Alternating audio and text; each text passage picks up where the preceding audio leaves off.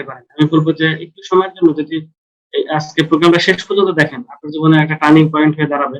আপনার ডিসিশন নিতে সহজ হবে এবং খুব দ্রুত ডিসিশন নিয়ে আমরা যেকোনো জায়গায় কিন্তু দৌড়াইতেছি ইনকামের জন্য। সবাই যে যার প্রেক্ষাপটে বিভিন্ন জায়গায় চাকরি, ব্যবসা এখানে সেখানে করতেছে ইনকামের জন্য। তো সেই ইনকামটা যদি আমরা মানে হালালভাবে, বৈধভাবে, সৎভাবে একটা সুন্দর ওয়েতে অল্প সময়ে ভালো অবস্থায় যেতে পারি, তাহলে আমরা কেন এদিক সেদিকে দৌড়াবো? অনেক কষ্টের কাজে যাব।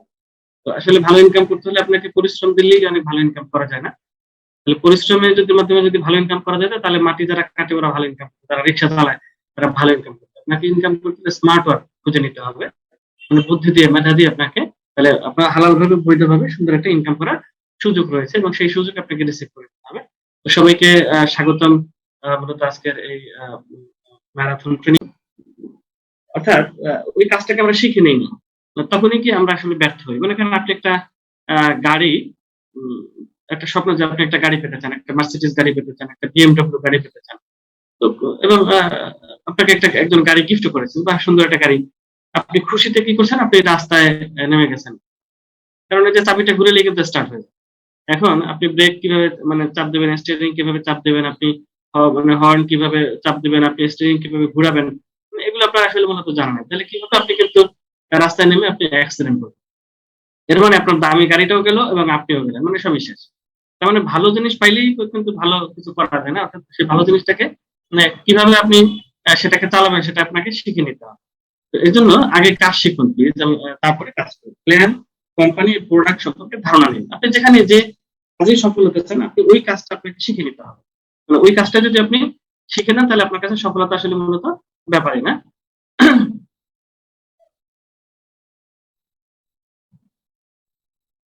তো এক্ষেত্রে আপনি দেখেন এখানে আমরা স্ক্রিনে দেখাচ্ছি যে ভদ্রলোক টিভি বিক্রি করতেছেন বা এক ভদ্রলোক গাড়ি বিক্রি করতেছেন।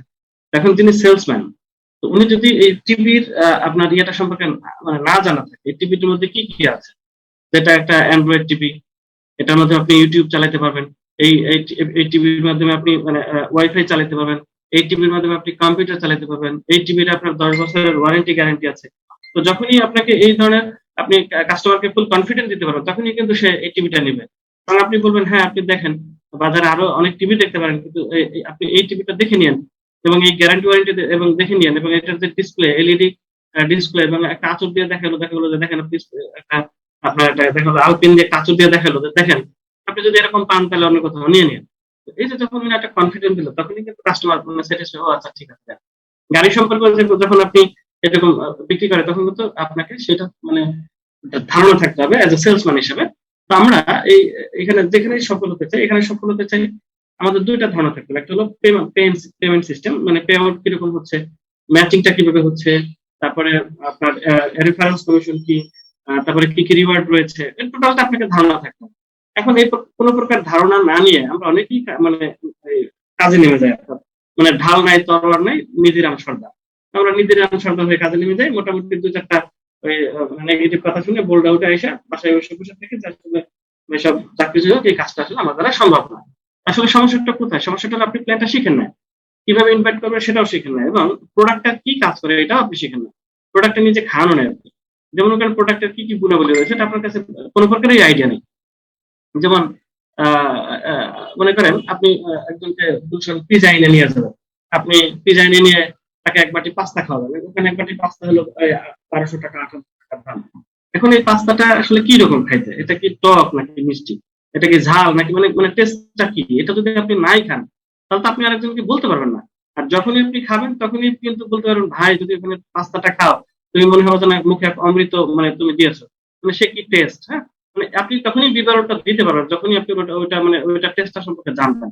তো ঠিক তেমনি আপনি এখানে এই এসপেক্টটা সম্পর্কে তখনই আরেকজনকে বলতে পারবেন যখনই আপনি এটা গুণাগুলি গুলো জানবেন। এটা গুণাগুলি কি কি মানে কি কি কাজ করে, এবং ফার্স্ট কাজ হলো আপনাকে নিজেকে খেতে হবে। মানে আপনি যদি নিজে কখনোই না খান, আপনি একজন মিষ্টি কখনোই খান না, আপনি আরেকজনকে মিষ্টির বর্ণনা দিতে পারবেন না। তো মানে মিষ্টিটা আসলে কি, টক নাকি ঝাল, না এটা কেমন, মানে মানে আপনি এটা বলতে পারবেন না। এর জন্য আপনাকে এই ফার্স্ট কাজ হলো নিজে খাওয়া এবং নিজে স্যাটিসফাইড হওয়া। আপনি যদি সুস্থ হন, আপনি যদি কোনো একটা বেনিফিট পান, আপনাকে কেউ থামায় রাখতে পারবে না। মানে আপনি যেখানে যাবেন দেখবেন আপনি অটোমেটিক বলতেছেন, ভাই আমি একটা এই জটিল প্রবলেমে ছিলাম, জানেন আমি এটা ভালো হয়ে গেছে। মানে অটোমেটিক ভাবে মুখ থেকে বের হয়ে আসবে। ব্যবসাটা কিন্তু এরকম হয়ে থাকে। তাহলে তার মানে আমরা যেই কাজটাই করবো অবশ্যই সেই কাজটা আমাদেরকে সেই প্রোডাক্টের সম্পর্কে আমাদের ভালো করে ধারণা নিতে হবে। তাহলে being knowledgeable is the first step of gaining trust.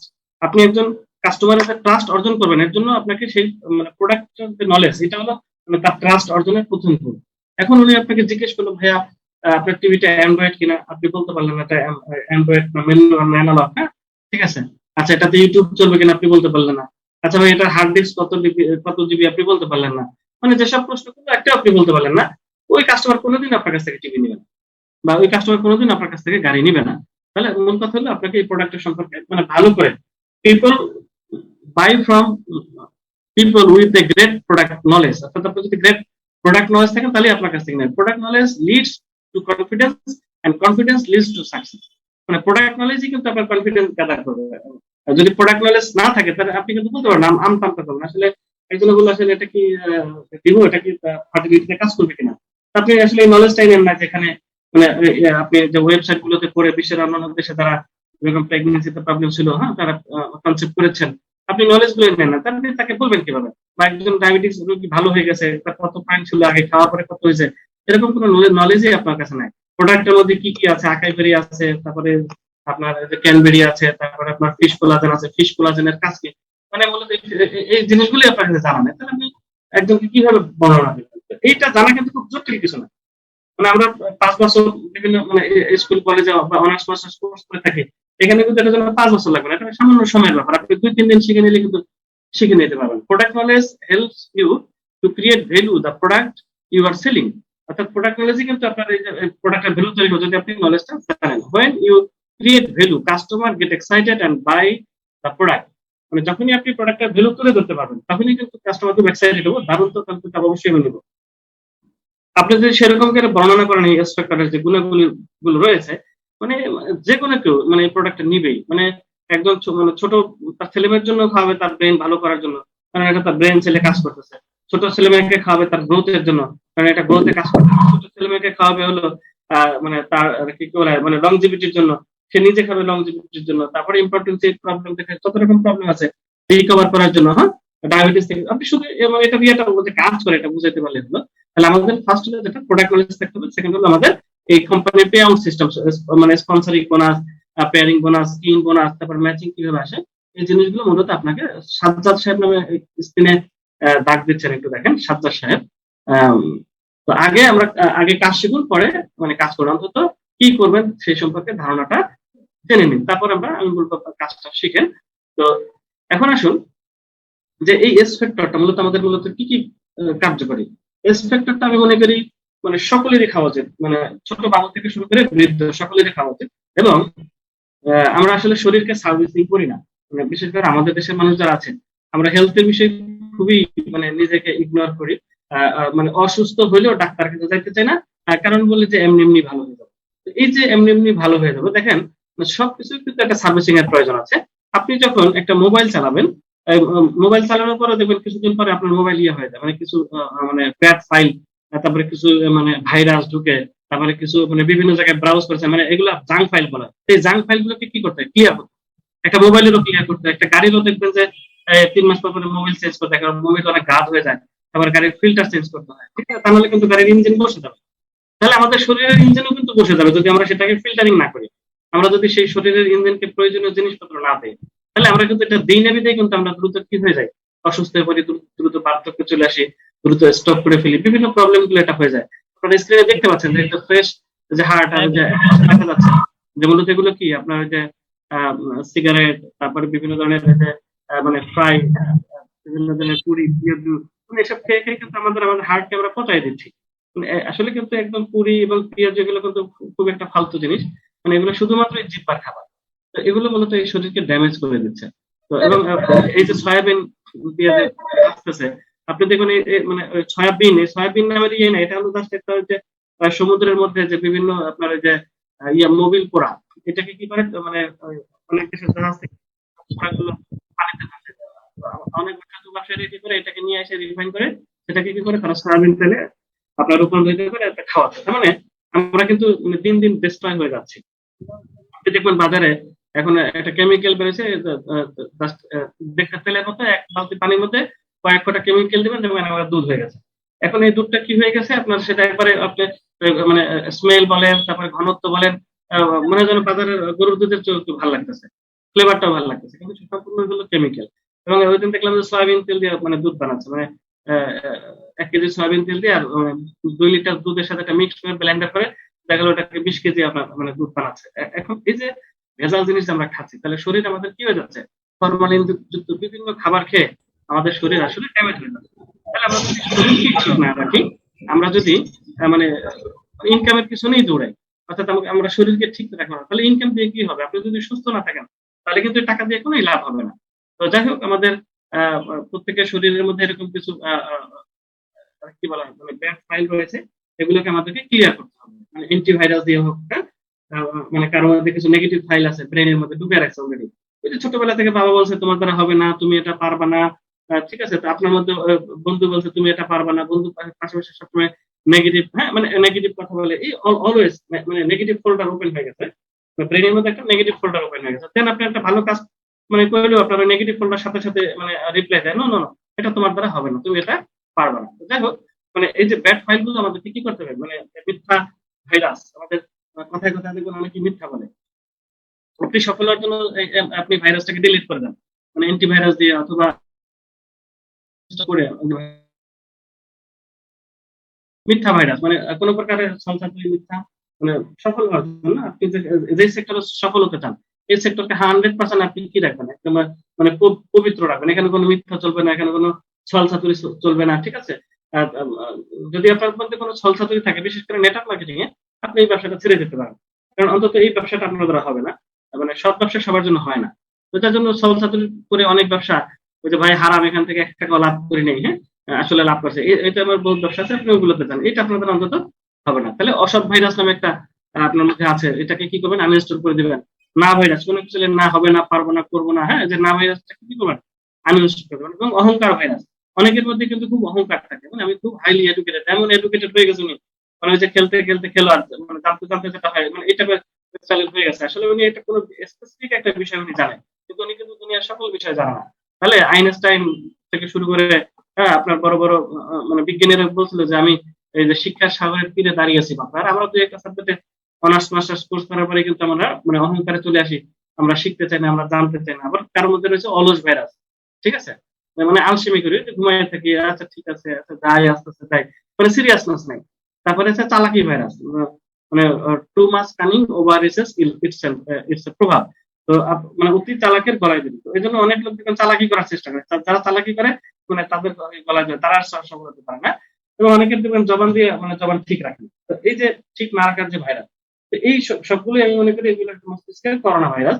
এই করোনা ভাইরাস গুলোকে আপনাকে কি করতে হবে, অ্যান্টিভাইরাস দিয়ে ঠিক করে ফেলতে হবে, অথবা আপনাকে ভাইরাস গুলো আনইনস্টল করে দিতে হবে। নেগেটিভ মানুষ, চিন্তা এবং ঘটনা থেকে আমাদেরকে দূরে থাকা উচিত। একজন নেগেটিভ মানুষ যে কিনা সারাক্ষণ অভিযোগ করে, অন্যের বিষয়ে সমালোচনা করে এবং সকল কিছুতেই সমস্যা খুঁজে বের করে, আপনি যে কোনো কিছু দেখবেন সে ওটার মধ্যে একটা সমস্যা খুঁজে দেখবে, নেগেটিভ মানুষের কাজ। ব্যর্থতা সাফল্যের চাবিকাঠি নয়, ব্যর্থতা থেকে শিক্ষা নিয়ে, ব্যর্থতাকে থেকে শিক্ষা নিয়ে কাজে লাগানো হলো সাফল্যের চাবিকাঠি। সেদিন হতে আপনি অন্য মানুষের মন্তব্য হতে নিজেকে যাচাই করা শুরু করবেন, ঠিক সেদিন হতে আপনি নিজের সুখের চাবি অন্যের হাতে সঁপে দিলেন। মানে আপনি একটা কাজ করবেন, আপনি দেখতেছেন এখানে ভালো কিছু করা সম্ভব, আপনি আরেকজনের সাথে আলোচনা করতে পারেন, সেই জন্য আরে ভাই দেখছি কত, হ্যাঁ জীবনে কত কিছুই দেখলাম, হ্যাঁ ওইসব থেকে জানা না, অর্থাৎ ওনার কথাই কিন্তু আপনার মানে আপনি ডিসিশন থেকে কি হয়ে গেলেন, মানে শুনে গেলেন। মানে আপনার মানে সুখের চাবি চাবি বা আপনার মানে ডিসিশন, আপনি মানে আপনার লাইফটাকে আপনি আরেকজনের কাছে সঁপে দিচ্ছেন, কার কাছে? ওই যে চায়ের দোকানে বসে আরেকজনের সমালোচনা করে, মানে ডোনাল্ড ট্রাম্পের সমালোচনা করে, জো বাইডেনের সমালোচনা করে, শেখ হাসিনার সমালোচনা করে, উনি এমন সমালোচনা করে যে ওনার মানে পরামর্শ শুনলে আসলে এই ডোনাল্ড ট্রাম্প ইয়েতে পাশ করতে, হ্যাঁ। তো কিন্তু আসলে সে কিন্তু চাটা খাইতেছে, কিন্তু চা খাওয়ার পরে পকেট থেকে ওই যে মানি ব্যাগ বাই করতেছে, হ্যাঁ ঠিক আছে, ওই শুধু পকেটে হাত দিয়ে বলে না বস ঠিক আছে ভাই আমি দেবো পর্যন্ত, কিন্তু মানি ব্যাগটা আসলে সে বাই করে না, মানে এই ক্যাপাসিটিটুকু নাই, অথচ সে কিন্তু আপনাকে পরামর্শ দিচ্ছে এটা করো না ওটা করো না, হ্যাঁ ঠিক আছে। তো সেক্ষেত্রে আমরা অবশ্যই এটা করবো না যে আরেকজনের মানে মানে মানে কথায় নিজেকে সুপে দিব না, আমরা নিজে চিন্তা করবো, নিজে দেখবো যে এখানে আসলে করা সম্ভব কিনা, এখানে মানুষকে ঠকানোর কিছু আছে কিনা, বা নিজের ঠকার কিছু আছে কিনা। তাহলে আমি যদি একটা মানুষকে উপকার করে এই প্রোডাক্টের মাধ্যমে একটা ভালো ওনাকে ইনকাম দিতে পারি, আমিও করতে পারি, অসুবিধা কি? তাই নিজেকে নেগেটিভ চিন্তা থেকে দূরে রাখুন, নিজের সুখের মানদণ্ড নিজের মতো করেই গড়ে তুলুন। আমাকে তো কোনো ব্যক্তি নেগেটিভ করতে পারে না আমি যখন এটা শুরু করেছি। এবং আমি কারোর সাথে ডিসিশনও জানতে চাই না। আমি ফার্স্ট হলো আমি বুঝতে চেয়েছি যে প্রোডাক্টটা কাজ করে কিনা, প্রোডাক্টটা আসতে সমস্যা হয় কিনা, পে আউট ঠিক আছে কিনা, পে আউট ঠিক মতো পাওয়া যাচ্ছে কিনা। এগুলো যখন বয়স যত বাড়তে থাকে তার শরীরের স্টিম সেলের ক্ষমতা কমতে থাকে। প্রতিটি ছেলের মাঝে কিছু স্টিম সেল থাকে যার নাম হলো রেসিডেন্ট আপনার স্টিম সেল। এদের কারণে সেল সময় মতো প্রতিকূলতার বিরুদ্ধে যুদ্ধ করতে থাকে। যখন পুরোপুরি ব্যর্থ হয় তখন সেল ধ্বংস হয়ে যায়। সেলের কার্যকারিতা হারালে শরীরের বিভিন্ন রোগ ব্যাধি শুরু হয়ে যায়। দ্রুত বার্ধক্য আসে, ত্বকের লাবণ্যতা কমতে থাকে, ত্বক কুঁচকে যাওয়া শুরু হয়, চুল পাকতে শুরু করে, চোখের পাওয়ার কমতে থাকে এবং জৈবিক চাহিদা হারাতে থাকে। তাহলে দেখেন এই যে মানে কতগুলো যেটা স্টেম সেল যখন তার মানে প্রবাহ কমতে থাকে মানে অর্থাৎ সে তার মানে সাপ্লিমেন্টটা ফুড সাপ্লিমেন্টটা সে পাচ্ছে না। না পাওয়ার কারণে কি হচ্ছে তার এই যে মানে ত্বকের বার্ধক্য আসা শুরু হয়, লাবণ্যতা হারাতে শুরু করে। আমরা যেটা গতকালকেও দেখাইছি যে ঐশ্বরিয়া এবং তার সাথে মানে একই এইজের যে পার্থক্যগুলো বা আপনার কি বলে আরো কয়েকজন আমরা যেটা দেখাইলাম সুনীল সেটি থেকে শুরু করে যে পার্থক্যগুলো মূলত এই যে মানে স্টিম সেলকে যদি আমরা সঠিক প্রবাহ দিতে পারি, এটা সঠিক ফুড সাপ্লিমেন্টটা যদি দিতে পারি, তাহলে অবশ্যই আমরা কি থাকবো। এবং লাস্ট যেটা দেখতেছেন জৈবিক চাহিদা, তো এটা যদি হারাতে থাকে তাহলে এটা হারালে কিন্তু সংসারের সুখ শান্তি একবারেই কি হয়ে যায়, ডেস্ট্রয় হয়ে যায়। একজন আরেকজনের প্রতি অ্যাট্রাকশন হারিয়ে ফেলে, তখন ওই জগাদারি শুরু হয়ে যায়, কোনো কিছুই ভালো লাগে না। তাহলে এই জিনিসটা আমাদের অনেক বেশি ইম্পর্টেন্ট। আধুনিক চিকিৎসার নতুন দিশা হলো এই স্টিম সেল থেরাপি। করোনা চিকিৎসায় নতুন দিশা stem cell therapy. Kaler Kantho online 25 April 2020 আপনার সার্চ করে দেখতে পাবেন। ছোট্ট একটা অনুবীক্ষণিক দ্বীপ নোবেল করোনা ভাইরাসের কাছে হেরে যাচ্ছে পুরো দুনিয়া। গুড়িয়ে দিচ্ছে মানব জাতির সভ্যতা, বিজ্ঞানের দম্ভ। কোনো ঔষধ নেই, প্রতিষেধক নেই, শুধুই মৃত্যুর অপেক্ষা। বিজ্ঞানীরা উঠে পড়ে লেগেছেন একটা ঔষধ বা ভ্যাকসিন তৈরিতে। এখনো সফলতার মুখ দেখেনি। নির্দিষ্ট কোনো ঔষধ আবিষ্কার না হয় নানা রকমের ঔষধ দিয়ে পরীক্ষা নিরীক্ষা চালানো হচ্ছে।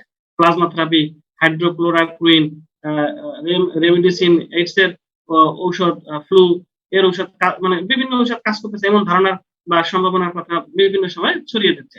এই তালিকায় সর্বশেষ মানে যোগ হয়েছে সেটা হলো স্টিম সেল থেরাপি। এবার কোভিড 19 চিকিৎসা নতুন দিশা বলা হচ্ছে স্টিম সেল থেরাপি। এরই মধ্যে এই পদ্ধতি প্রয়োগ করে বেঁচে গেছেন 7 জন কোভিড রোগী। এর মধ্যে 6 জন হলো ইসরায়েলের, একজন আমেরিকার বাসিন্দা। মৃত্যু পথযাত্রী এই 7 জন কোভিড-19 আক্রান্তের ফুসফুস থেকে শুরু করে হার্ট, কিডনি, লিভার সবই প্রায় অকেজো হয়ে গিয়েছিল। গতানুগতিক চিকিৎসা ছাড়া পাওয়া যাচ্ছিল না। তাহলে স্টিম সেল এই চিকিৎসার মাধ্যমে তারা কি হয়ে গেছে, হার্ট অ্যাটাকে মৃত পেশিতে গিয়ে স্টিম সেলের প্রোটিন নতুন হৃদকোষ তৈরি করতে পারে। দেখেন কত মারাত্মক একটা জিনিস। পায়ের শিরা পচে রক্ত চলাচল বন্ধ হয়ে গেলেও তৈরি করতে পারে নতুন শিরা। দেখেন এটাও কত চমৎকার। রক্তের ক্যান্সার, কিছু বিশেষ ধরনের রক্ত স্বল্পতা, রশ্মি চিকিৎসায় অস্থিমজ্জা নষ্ট হয়ে গেলে নতুন অস্থিমজ্জা তৈরি করতে সক্ষম। এই স্টিম সেলকে আঁকড়ে কোভিড এর সঙ্গে লড়াইয়ে নতুন করে আশা শোনাচ্ছেন চিকিৎসক গবেষকরা। তথ্য মনীষা মুখোপাধ্যায়, আনন্দ বাজার পত্রিকা। স্টিম সেলের কাছে পরাস্ত হলো এইডস। বার্লিন পেশেন্ট নামে পরিচিত মার্কিন নাগরিক টিমোথি রে ব্রাউন 1995 সালে ব্রাউনের শরীরে এইচআইভি অস্তিত্ব ধরা পড়ে। এই পর্যায়ে তার চিকিৎসার দায়িত্ব নেন জার্মানি হাইডেলবার্গ ইউনিভার্সিটির ব্লাড স্পেশালিস্ট ডক্টর গেরো হার্টার। 2007 সালে স্টিম সেল ব্রাউনের শরীরে ট্রান্সপ্লান্ট করা হয়। এরপর থেকে কোনো ঔষধ ছাড়াই এইচআইভি সংক্রমণ থেকে বেঁচে আছেন ব্রাউন। ব্রাউনের শরীরে নতুন করে ভাইরাস আক্রমণ ঘটানোর মানে ক্ষমতা নেই বলেছেন ডক্টর হার্টার। এইডস থেকে আরোগ্য পাওয়া এখন পর্যন্ত একমাত্র ব্যক্তি টিমোথি রে ব্রাউন।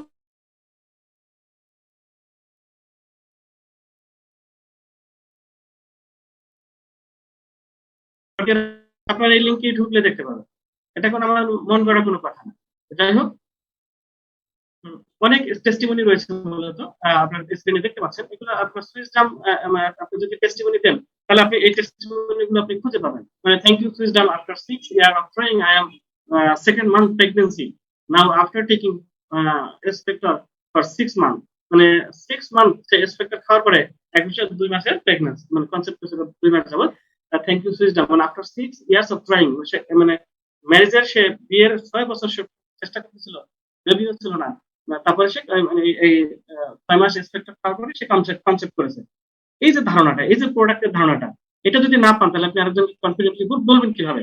তাহলে আপনারা অবশ্যই এই লিঙ্ক গুলো খুঁজে আপনি দেখবেন। I have the same testimony, এখানে নিচে দেখেন, I have the same testimony, Rwanda to after 6 years of marriage without child, মানে আহ, মানে 6 বছর তাদের কোনো মানে বেবি হচ্ছিল না। She took spectre just 2 months and now she is pregnant, মানে 2 মাস খাওয়ার পরে কিন্তু কনসেপ্ট করেছেন। তাহলে এরকম এই যে লাইফ টেস্টিমনি, এই ভদ্রলোকের মাথায় দেখেন পিছনে একটা টিউমারের মতো প্রবলেম ছিল, মানে সেটা কি সাইড প্যাকেট খাওয়ার পরে সে পুরোটা শুকিয়ে গেছে এবং পুরোটাই ভালো হয়ে গেছে। এরকম দেখেন মানে অ্যাজমা প্রবলেম ছিল, ভালো হয়ে গেছে। এই টেস্টিমনি গুলো দেখেন মানে কেনিয়াতে, তারপরে এই নিচের লিঙ্কটা দেওয়া আছে, এই লিঙ্কে ঢুকলে কিন্তু আপনারা এই টেস্টিমনি গুলো পাবেন। আমি ডিটেলস এই মুহূর্তে বলতে গেলে কিন্তু অনেক সময় লাগবে, আমার এখানে 90-95 উপরে স্লাইড রয়েছে, তারপরে একটু দেখে নিতে পারেন বা স্ক্রিনশট দিয়ে রাখবেন। তাহলে দেখেন মানে এক লোকের কিডনি ফেলিওর হয়েছিল, তো তার এটাও কিন্তু রিকভার হয়েছে মূলত কি এই স্পেক্টরকে। তাহলে এই স্পেক্টর কতটা কার্যকরী আপনারা এখানে দেখতে পাচ্ছেন। এবং আই হ্যাভ পাইলস, এই ভদ্রলোকের কি ছিল, পাইল ছিল, তারপর তার পাইলস কি হয়ে গেছে, এটা খাওয়ার মাধ্যমে ভালো হয়ে গেছে। তারপরে এই নিচের ভদ্রলোক, I have testimony of woman with breast cancer, তার মানে কি তার ব্রেস্ট ক্যান্সার ছিল, মানে she did her surgery on 28 on May in this year, মানে এই সময় মানে সে সার্জারি করার কথা ছিল, কিন্তু এটা খাওয়ার পরে সম্পূর্ণ ভালো হয়ে গেছে, তখন আর তার এই কোনো প্রকার চুলকানি পর্যন্ত ছিল না এই স্পেক্টর খাওয়াতে। তো মানে Spector is doing amazing things, মানে অকল্পনীয় ভাবে ভালো এটা করতেছে। এটা হলো মানে মেরি নাইজেরিয়া থেকে তার এই টেস্টিমনি গুলো আপনারা এগুলো দেখে নেবেন। এখন দেখেন এই স্কিন সেল, এটা মূলত ন্যাচারাল মানে প্রোডাক্ট থেকে তৈরি, সম্পূর্ণ নেচার থেকে, মানে ন্যাচারাল প্রোডাক্ট। ন্যাচারাল প্রোডাক্ট হলে যেটা হয় আমাদের শরীরের জন্য, যেটা স্টিম সেল তার হলো ন্যাচারাল প্রোডাক্ট, মানে ফুল নেচার। আর আমরা যেটা মূলত ওই মানে মজা পাওয়ার জন্য যেটা খাচ্ছি, সেটা খাচ্ছি হলো তিতবার খাবার। যেমন আমাদের এখন বিভিন্ন, আমরা যদি খিলগাঁও তালতলার সামনে দান বেলি রোড ফেলে গেছে, পাশে দুই পাশে যে খাবারগুলো রয়েছে, হ্যাঁ, খুব মানে কি বলা হয়, মানে রসনা বিলাসী খাবার বা ভোজন রসিক, কিন্তু সম্পূর্ণ খাবারগুলো হলো আপনার জিব্বার খাবার, মানে একটাও কিন্তু আপনার সেলের খাবার না। তাহলে সেলের খাবার কি দেখেন, এই ভদ্রলোক লি চিং ইউয়েন, তিনি 256 বছর বেঁচে ছিলেন। 1930 সালে নিউ ইয়র্ক টাইমস এর পত্রিকায় খবর প্রকাশিত হয়, সেখানে বলা হয় যে চেংদু বিশ্ববিদ্যালয়ের উঁচু সেই চীনের রাজাদের পরিচালিত সরকার ব্যবস্থা নিয়ে। সেখানে মিলে 1887 সালে লি চিং ইউএনকে 150তম জন্মবার্ষিকী লি চিং ইউএনকে 200তম জন্মবার্ষিকী শুভেচ্ছা জানান। জানা যায় যে লি চিং ইউএন মাত্র 10 বছর বয়সে থেকে হার্বাল বিজ্ঞানে হাত পাকাতে শুরু করেন। ওই বয়সেই তিনি দুর্গম পাহাড়ের এলাকায় চলে যেতেন জড়িবুটি সংগ্রহ করতে। দীর্ঘ 40 বছর তিনি কেবল এইসব হার্বাল উদ্ভিদ তৈরি খাবার খেয়েই বেঁচেছিলেন। তার মানে 40 বছর উনি কিন্তু পুরিও খায় নাই, পেঁয়াজও খায় নাই, কিছুই খায় নাই, অর্থাৎ পোড়া মাছ মাংসও খায় না, একদম পুরা মানে ভিটামিন নষ্ট করেও খায় নাই। তাহলে 40 বছর উনি খেয়েছে মূলত কি এই যে হার্বাল খাবার। এই জন্যই কিন্তু উনি বেঁচে ছিলেন কত, 256 বছর। এবং উনি মোট 23 বার বিয়ে করেছিলেন, 200 সন্তানের জনক ছিলেন। তার মানে জৈবিক যে মানে জৈব যে শক্তিটা, মানে এটা হয়েছিল কোথেকে, সেই ন্যাচারাল খাবার থেকে। ইয়ারফোন লাগাই সব কথা বলবো। হ্যাঁ জি, আগের যুগের অনেক রাজা বাদশাহদেরও দেখবেন তাদের এই যে মানে এই প্রবণতা ছিল মূলত। কেন মানে তাদের এটা অনেক বেশি ছিল, এই পাওয়ারটা অনেক বেশি ছিল, জৈবিক পাওয়ার। কারণ কি, তারা ন্যাচারাল খাবারটা মূলত খেতেন। তাহলে লিচিং যে মানে উনি 256 বছর বেঁচে ছিলেন। বিয়ের সংখ্যা ছিল, আমি আপনাকে উদ্বুদ্ধ করতেছি না বেশি বিয়ে করার জন্য, বাট এটা বলতেছি যে এটা মানে রিকভার করে আপনার শরীরকে। তো সেক্ষেত্রে দেখেন মানে ন্যাচারাল খাবার যে কত বেশি ইফেক্টিভ। বিশ্বের দীর্ঘজীবী ব্যক্তির মৃত্যু হয়েছে ইন্দোনেশিয়ার জাভা দ্বীপের মধ্য অঞ্চলে। 146 বছর বয়সে তিনি মারা যান।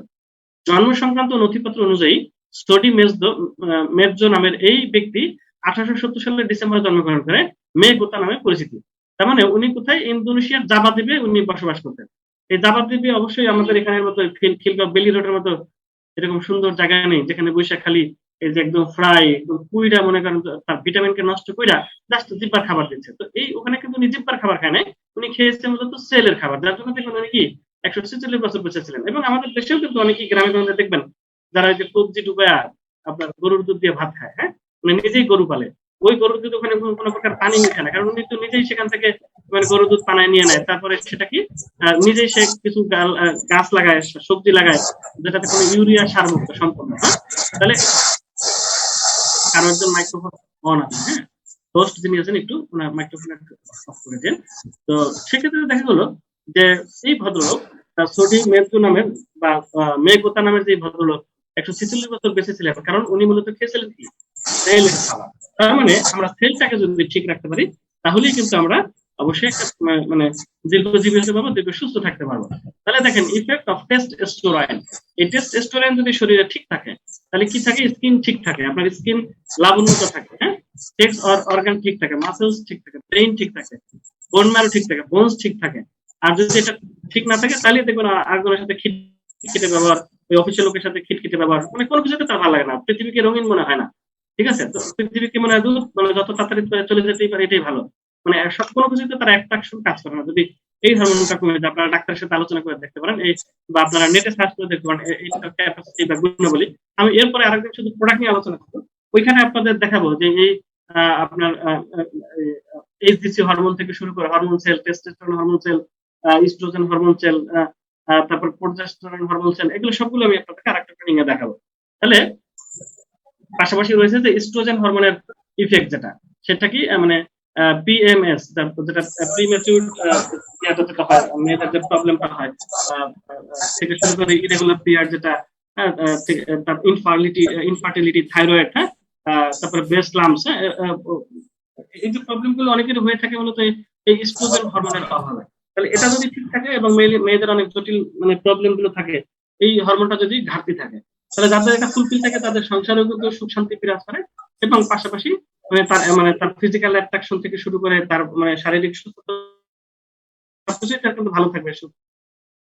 আর এটা ঠিক না থাকলে কিন্তু দেখবেন তার মধ্যে বার্ধক্য চলে আসতেছে, অল্প বয়সে ওই কুড়িতে বুড়ি, হ্যাঁ, ঠিক আছে, চেহারার দিকে আর তাকানো যায় না, ফেস ভেঙে পড়ছে, ঠিক আছে, ফেসের মধ্যে কোনো লাবণ্যতা নেই, হ্যাঁ, মানে দেখবেন যে অনেকেই মানে ওই যে বয়স কম কিন্তু ফেস কেমন খসখসে রূপ, মানে কোনো প্রকার অ্যাট্রাকশন কাজ করে না, মূলত এইটার অভাবে। তাহলে এই সেলটাকে আমাদের কি করতে হবে, ডেভেলপ করতে হবে। তাহলে ইস্ট্রোজেনকে বলা হয় নারী হরমোন। নারী ও পুরুষ উভয় শরীরেই এই হরমোন থাকলেও নারীদের প্রজনন বয়সে এটি উচ্চ মাত্রায় থাকে। নারী শরীরের যৌন বিশিষ্ট বিকাশে সাহায্য করে ইস্ট্রোজেন হরমোন। নারীর বহুমূলের পশম, স্তনের আকার, ঋতুস্রাবের মতো শারীরিক বৈশিষ্ট্যের পাশাপাশি এটি প্রজননতন্ত্র গঠন ও নিয়ন্ত্রণ করে থাকে।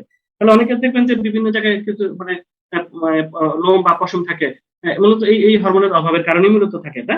মানে অনেকের দেখা গেলো যে দাড়ির মতো হয়েছে, হ্যাঁ, মানে গালে দেখবেন পশম থাকতেছে, দেখতে খারাপ দেখা যাচ্ছে, মানে এই প্রবলেম গুলো কিন্তু এই হরমোনের অভাবে থাকে। তারপরে ঘন ঘন মেজাজ পরিবর্তন, খিটখিটে ভাব, বদ মেজাজ, খামখেয়ালি বানা, খাওয়া দাওয়া, তারপরে সন্তান ঋতুচক্রের অনিয়ম প্রকৃতি নিয়ন্ত্রণ করে থাকে মূলত এই ইস্ট্রোজেন হরমোন সেল। তাহলে এই সেলটা যদি ঠিক থাকা যায় তাহলে কিন্তু অবশ্যই মানে সে ভালো থাকবে, মন ভালো থাকবে, প্রকৃতি থাকবে। এই আপনার নেটওয়ার্ক মার্কেটিং এর শুরু মূলত আসলে হোস্ট হোস্ট তিনি সকলকে আনমিউট করে দেন, আমি আবার ঢুকতে চাই, যিনি হোস্ট আছেন একটু সকলকে আনমিউট করে দেন।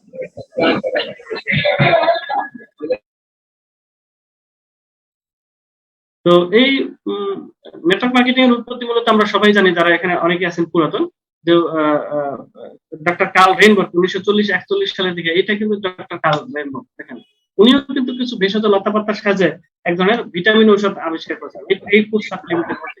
তাহলে সেই থেকে কিন্তু, এবং উনি তখন কি করেছিলেন, গতানুগতিক পদ্ধতি অবলম্বন না করে উনি একটা ডিফারেন্ট প্রক্রিয়ায় মার্কেটিং শুরু করেছিলেন। অর্থাৎ উনি বলছিলেন যে আমার এই প্রোডাক্টটা তুমি খাও, যদি ভালো মনে করো। এই আসাদ এস ভি নামে ওই এই ভদ্রলোক উনি যথেষ্ট ডিস্টার্ব করতেন, হ্যাঁ, ওনাকে একটা ফোন দিয়ে বলেন, অথবা আপনি আনমিউট করে সবাইকে আবার মিউট করে দেন।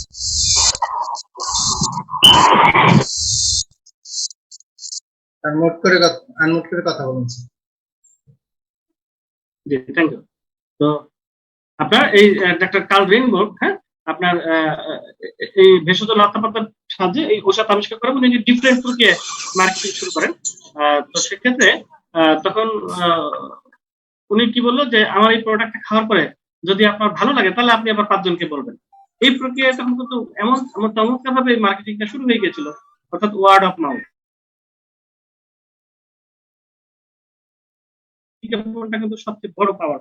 আপনি দেখবেন যে এই যে বগুড়ার দই, তারপরে মানে টাঙ্গাইলের চমচম, হ্যাঁ, ঠিক আছে, এগুলো কিন্তু সম্পূর্ণ ওয়ার্ড অফ মাউথের মাধ্যমে কিন্তু বিজ্ঞাপনগুলো হয়েছে। তাহলে আপনারা যেটা ছবিটা আপনারা কার্ল রেইনবার্গের আমরা আগে বিভিন্ন সময় দেখেছি, যে কার্ল রেইনবার্গের আমরা শুধু নামই শুনেছি, যেখানে আমি ছবি দেখালাম। বিভিন্ন জায়গায় এখন বিশ্বের বিভিন্ন জায়গাতে কিন্তু এই নেটওয়ার্ক মার্কেটিং এর উপরে বা ডাইরেক্ট সেলিং এর উপরে কিন্তু এখন ইউনিভার্সিটি মানে কোর্স করানো হচ্ছে, বিভিন্ন ডিগ্রি পড়ানো হচ্ছে। এমনকি যে আমাদের পার্শ্ববর্তী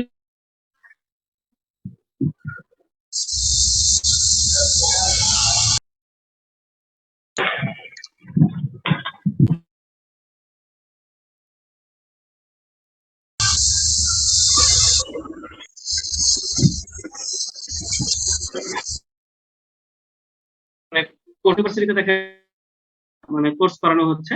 আর আপনার মূলত কোর্স রয়েছে। তারপরে এখন এটা দেখেন মানে ইন্ডিয়াতে যে এই নেটওয়ার্ক মার্কেটিং উপরে আপনার যেটা করা হয়েছে যে গভর্নমেন্ট নীতিমালা দিয়েছেন, হ্যাঁ, ইটস নাও প্রোটেক্ট বাই মানে গভর্নমেন্ট অফ ইন্ডিয়া, ঠিক আছে। এবং মানে ইন্ডিয়ান সরকার কিন্তু যথেষ্ট উদ্যোগ নিয়েছে। আমি আরেকটা আলোচনায় দেখাবো যে কি পরিমাণে তারা এখন নেটওয়ার্ক মার্কেটিং নিয়ে তারা উদ্যোগ নিয়েছেন এই ব্যবসাটাকে সফল করার জন্য, ঠিক আছে। তারপরে আপনার দেখেন যে শিকাগো এখানে ইউনিভার্সিটিতে ইউনিভার্সিটি অফ ইলিনিয়স মানে dean faculty of marketing professor Charles king, হ্যাঁ, উনি ওনার মন্তব্যটা দেখেন, network marketing is thought A network marketing is one of the highest paying professional মানে কেরিয়ার ওয়ার্ল্ড ওয়াইড। অর্থাৎ মানে সারা বিশ্বের মধ্যে একটা মানে সর্বোচ্চ পেইং সিস্টেম এই নেটওয়ার্ক মার্কেটিং। এটা হলো এই যে প্রফেসর চার্লস কিং এর মন্তব্য।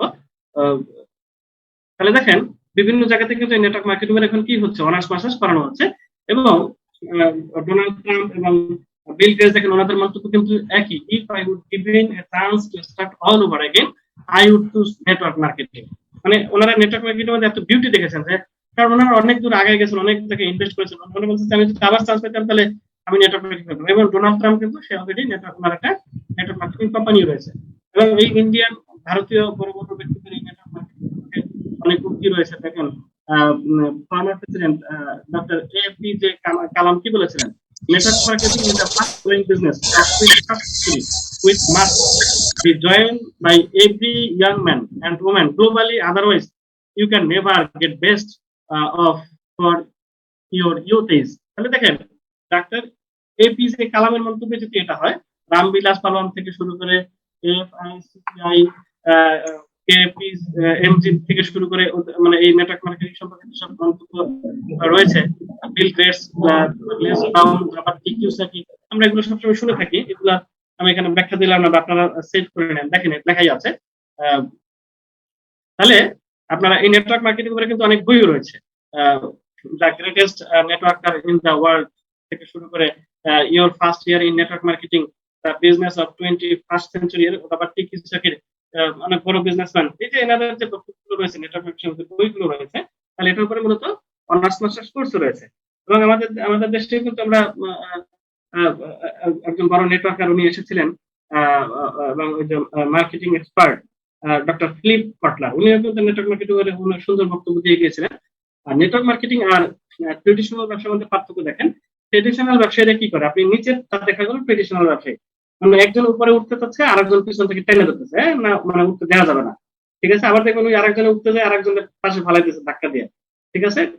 এবং ওই যে দেখেন আরেকজনের সর্বোচ্চ উপরে উঠে বসে আছে, আর ওই আরেকজন যাতে উঠতে না পারে ওরা ধাক্কায় ফালাই দিতেছে, এই অবস্থায় যেন না আসে। এটা হলো ট্রেডিশনাল ক্ষেত্রে। ট্রেডিশনাল ক্ষেত্রে আপনি একটা মিষ্টির দোকান দিচ্ছেন, পাশে যদি আরেক ভদ্রলোক বলে ভাই এখানে মিষ্টির দোকান কেমন চলে, আমি একটা মিষ্টির দোকান দিতে চাই, উনি বলে না রে ভাই এখন তো মিষ্টির ব্যবসা চলেই না, আমি জাস্ট দিয়ে বসে আছে, মানে আপনাকে নিরুৎসাহিত করবে, তারা উৎসাহিত করবে না। এইরকমই আর নেটওয়ার্ক মার্কেটিং কি হচ্ছে দেখেন, একজন আরেকজনকে টেনে উপরে নিয়ে যাচ্ছে, এটা হলো নেটওয়ার্ক সিস্টেম। তাহলে অত্যন্ত চমৎকার একটি সিস্টেম। তাহলে আপনি মনে করবেন যে এখানে যে কাজটা যারা শুরু করেছে, আপনাকে মনে করতে হবে যে আপনি একটা গাছ লাগিয়েছেন, মানে সেটা টাকার গাছ বা আম গাছ বা কাঁঠাল গাছ। এখন কথা হলো আপনি যদি একটা কাঁঠাল গাছ লাগানোর পর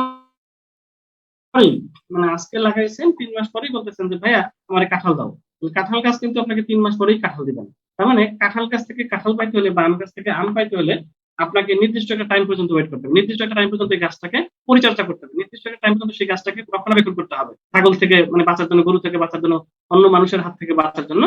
দেন এই গাছটা যখন কন্টিনিউ আপনাকে কাঁঠাল দেওয়া শুরু করবে, এরপরে কিন্তু সে কখনই কাঁঠাল দেওয়া বন্ধ করবে না বা আম দেওয়া বন্ধ করবে না। এরপর যদি বলেন যে ভাইয়া আম গাছ শোনো, আমি তো এই বছর একটু দুবাই যাচ্ছি, এবার দেশে থাকবো না, তুমি আম দিও না, আপনি দুবাই যান আর আমেরিকাতে যান, অথবা আপনি মারাই যান, কোনো অসুবিধা নেই, সে কিন্তু তার কাঁঠাল দিয়ে যাবে বা আম দিয়ে যাবে। এটাকে বলে রয়্যালিটি, মানে একবার শুরু হয়ে গেলে আজীবন আসতে থাকবে। যেমন ইনকামটা মূলত কবি সাহিত্যিকরা করে, গায়ক গায়িকারা করে। তাহলে আমরা চাই একটা সুন্দর রয়্যালিটি ইনকাম। তো এই সিস্টেমের মাধ্যমে আপনি সম্পৃক্ত একটা সুন্দর একটি রয়্যালিটি ইনকাম করার সুযোগ পাচ্ছেন। তার মানে একটা সময় যখন আপনার লেফটে এবং রাইটে উভয় ব্যক্তিরা যখন মাসে পার ডে $2000 ম্যাচিং এ পৌঁছে যাবে, আপনার ম্যাচিং কিন্তু কনফার্ম তখন। তার মানে ওরা করবে ওদের জন্য, কিন্তু আপনার জন্য একদম নিশ্চিত একটা ইনকাম। এই নিশ্চিত একটা ইনকাম করতে আমরা হয়তো অনেক সময় নেগেটিভ চিন্তা করি, অমুক কোম্পানির মতো তমুক কোম্পানির মতো, এটা সেটা। ভাই অমুক কোম্পানি ইনভেস্টমেন্ট কোম্পানি, বিভিন্ন কোম্পানি যাই দেখেন ইনভেস্ট করা হচ্ছে, বিভিন্ন কোম্পানি যাই দেখেন লোকাল প্রোডাক্ট বিক্রি করতেছে, লোকাল প্রোডাক্ট বিক্রি করে আপনাকে মানি ব্যাক গ্যারান্টি দিচ্ছে। হ্যাঁ, ঠিক আছে। এখন আপনি একটা সাবান কিনা মানি ব্যাক গ্যারান্টিতে নিয়ে আপনি দেখেন ভালো লাগতেছে না, আপনি কি সাবান নিয়ে যাবেন নাকি? মানে না, এটা ফেরত দিতে গেলে আরো 200 টাকা রিক্সা ভাড়া দেবে। সাবানটার দাম হলো 30 টাকা। তাহলে এই যে মানে মানে আপনাকে রং চং মিশিয়ে তারা ব্যবসা করতেছে মানি ব্যাক গ্যারান্টি, আসলে ওই সব ক্ষেত্রে মানি ব্যাক গ্যারান্টি অনেকে যায় না। তাহলে আপনাকে যে কাজটা করতে হবে যে মানে এখানে যদি ঠকার কিছু থাকে, হারানোর কিছু থাকে, তাহলে আপনি দেখেন। এখন আপনি নেগেটিভ চিন্তা করে বসে থাকতে পারেন, বাসায় বসে থাকেন, লাভ কি? আপনি নেগেটিভ চিন্তা করলেও কিন্তু আপনার 2 বছর পার হবে। আপনি নেগেটিভ ভাবে বসে থাকলেও আপনার 2 বছর পার হবে। আর আপনি যদি পজিটিভলি কাজ করে 2 বছর পার করেন, দেখেন কই চলে যায়। আমি পজিটিভলি 7 মাস কাজ করছি, দেখেন আমি মানে যে অবস্থানে চলে আসছি। তার মানে এই সুযোগটা শুধু আমার জন্য না, এই সুযোগটা কিন্তু আপনার জন্য। যদি আপনি ডিসিশন নেন, তাহলে মনে করতে হবে যে আমি একটা টাকা গাছ লাগিয়েছি, এর রেজাল্টটা পাবো আমি 2 বছর পরে। এই 2 বছর আপনাকে এটাকে পরিচর্যা করতে হবে, লেগে থাকতে হবে। আসুন আমরা যে কাজটা করব, এই আপনার বিজনেস সেন্টার এর মধ্যে আপনার লেফট এবং রাইট, মাঝের এটাকে বলা রাইট সাইড, আর লেফট সাইডে যেটা দেখতেছেন এটা হলো লেফট, আর ডান পাশে যেটা দেখা যাচ্ছে একবার এটা হলো ট্রাইনারি সেন্টার। এই ট্রাইনারি সেন্টার এখন আমরা চালু করবো না, তাহলে ট্রাইনারি সেন্টার চালু করলে কিন্তু আপনার ইনকাম কমে যাবে। তাহলে সেক্ষেত্রে আপনাকে কি করতে হবে, শুধু এই মাঝের আর এই বাম পাশের এটা কখনো ভুলেও আপনারা খেয়াল করবেন যে ডান পাশে কিন্তু চালু করবেন না। এটা সম্পূর্ণ আপনার যখন $2000 ফিক্সড হয়ে যাবে, নিচে অন্তত 4-5 জনের $2000 ফিক্সড হয়ে যাবে, তখন কি আপনারা এটা চালু করবেন। তাহলে এখন আসেন ফার্স্ট জেনারেশন, আমরা জেনারেশন যে ইনকামটা আমরা বলছি, যে আপনি কি করছেন, আপনি এই যে মিস্টার এ এবং মিস্টার বি কে স্পন্সর করেন, এর হলো আপনার জন্য ফার্স্ট জেনারেশন। ফার্স্ট জেনারেশন যদি 10 জন করে স্পন্সর করে, ওরা হলো আপনার জন্য সেকেন্ড জেনারেশন। এখন আসেন আপনি কি করছেন, আপনি এখানে বেশি স্পন্সরিং একটা সুবিধা আছে, যে আপনি কি করছেন ওই সি এর নিচে কি একজনকে স্পন্সর করছেন, ওখান থেকে কিন্তু আপনার জেনারেশন শুরু হয়ে গেল, মানে ও হলো আপনার জন্য ফার্স্ট জেনারেশন। আবার ডি এর অনেক নিচে গিয়ে বা অনেকের নিচে গিয়ে আবার আপনি স্পন্সর করছেন, ওখান থেকে শুরু হয়ে গেল আপনার ফার্স্ট জেনারেশন। আর জেনারেশন ইনকাম কিন্তু অনেক মানে কম না। আমি দেখাবো যে আমার জেনারেশন ইনকাম আছে। তাহলে দেখেন আপনি এখানে আপনি মনে করেন আপনি 10 জনকে স্পন্সর করেছেন, এই 10 জন হলো আপনার জন্য ফার্স্ট জেনারেশন। এই 10 জনে আবার প্রত্যেকে 10 জনকে রেসপন্সর করছে, এই 1000 জন হলে কিন্তু আপনার জন্য সেকেন্ড জেনারেশন। এই 1000 জন যত ইনকাম করবেন, প্রত্যেকের থেকে আপনি একটা ওই যে 5% করে কমিশন পাবেন যদি আপনার রিয়েল প্ল্যাটিনাম আইডি হয়। তাহলে এটা হলো সেকেন্ড জেনারেশন। এই 100 লোক প্রত্যেকে যদি আবার 10 জন করে জয়েন করেন, তাহলে 1000 লোক, সেটা হলো আপনার জন্য থার্ড জেনারেশন। এই প্রত্যেকটা জেনারেশন থেকে আমরা একটু জেনারেশন ইনকামটা মূলত বুঝবো, নাকি এটা বুঝি না। তাহলে এই যত আপনি স্পন্সর করবেন, ততই কিন্তু আপনার মূলত লাভ। আমরা ট্রি সেটিংটা কিভাবে করবো, এই যে উপরে দেখা গেছে যে এখানে হলো আপনি আপনি এখানে এ, তারপরে বি, তারপরে এই এর নিচে সি কে দিবেন, সি এর নিচে ই কে দিবেন, কিন্তু এর দুই দিকে আপনি ফিল আপ করে দিবেন না।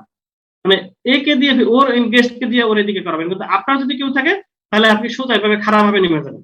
মানে এর নিচে সি, সি এর নিচে ই, এর নিচে জি, মানে একদিক তাকে স্ট্রং করে দেন এজ এ আপলাইন হিসেবে। কিন্তু আপনার আর একটা লোক পেয়েছে না যে ঠিক আছে ওই এর আর একদিকে দিলি তোর একটা ম্যাচিং দিলে আছে, তাহলে ঠিক আছে ওর এই দিকটা ফিল আপ করে দিই, মানে এই কাজ করবেন না, তাহলে কিন্তু মানে আপনি উঠতে পারবেন না। মানে আপনাকে নেটওয়ার্ক মার্কেটিং এ সফল তুললে এই থিওরিটা আপনাকে ফলো করতে হবে। আপনি যখনই এর এদিকে স্পন্সর করবেন, তার যখন অটো হয়ে যাবে, তখন আর সে আসবে না, তখন সে শুধু ওই যে মানে কমিশন তোলার জন্য আসবে, হ্যাঁ, কাজ করার জন্য আর আসবে না। হ্যাঁ, কারণ সে ভাববে যে আসলে এটা অটো বিজনেস। হ্যাঁ, কারণ এই বিজনেসে কিন্তু পরিশ্রম করতে হবে। হ্যাঁ, অনেকেই বলে যে আসলে অটো কিন্তু না।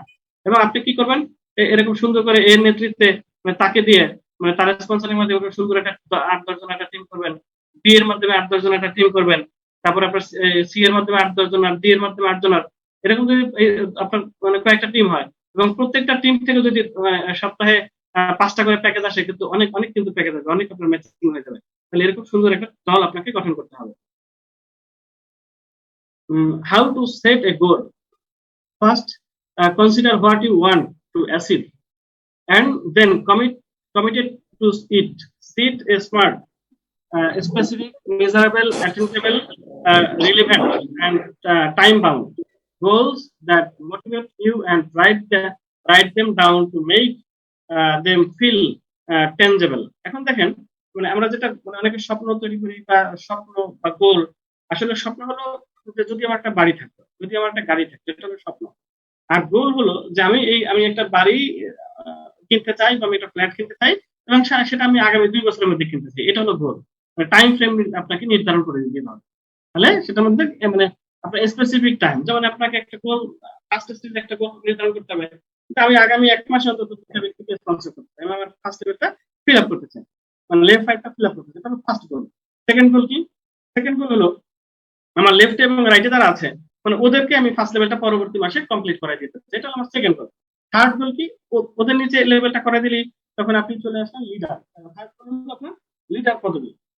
লিডার পদবি হওয়ার পর আপনি গোল নেবেন যে কত দ্রুত আমি 1 স্টার ম্যানেজার হবো। 1 স্টার ম্যানেজারের পরে আপনাকে টার্গেট দিতে হবে আমি 2 স্টার ম্যানেজার।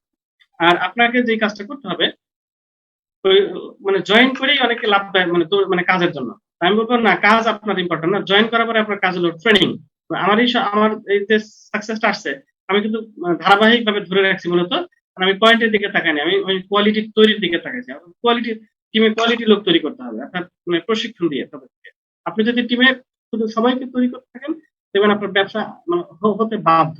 তাহলে আপনাকে লক্ষ্য নির্ধারণ করতে হবে। লক্ষ্য কি? মানে স্বপ্ন হলো আমি 1 স্টার ডাইরেক্টর হবো, আর লক্ষ্য হলো আমি আগামী 2 বছরের মধ্যে 1 স্টার ডাইরেক্টর হবো। স্বপ্ন আমি প্রতিদিন $100 ম্যাচিং আয় করবো। লক্ষ্য আমি আগামী 6 মাসের মধ্যে 100 ম্যাচিং আয় করবো। স্বপ্ন আমি একটি মোটর বাইক বা স্কুটি কিনবো। লক্ষ্য আমি আগামী ডিসেম্বরের মধ্যে মোটর বাইক বা স্কুটি কিনবো। ঠিক আছে? স্বপ্ন আমি একটা ফ্ল্যাটের মালিক হবো। লক্ষ্য হলো আমি আগামী 2021-এর মধ্যে বা 22-এর মধ্যে কি হবো, আমি একটা ফ্ল্যাটের মালিক হবো। দ্য অ্যালকেমিস্ট বইয়ের লেখক পাওলো কোহেলো বলেছেন, যখন তুমি কিছু চাইবে সমগ্র বিশ্ব তোমাকে সেটি অর্জনের জন্য সহযোগিতা করবে।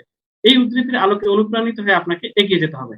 3টি নতুন ধাপ অনুসরণ করুন। প্রথমত বড় স্বপ্ন দেখুন, দ্বিতীয়ত অবিরত তৎপর থাকুন এটা অর্জনের জন্য, তৃতীয়ত বিশ্বাস রাখুন স্বপ্ন পূরণের সাথে মহাবিশ্ব আপনার পাশে আছে।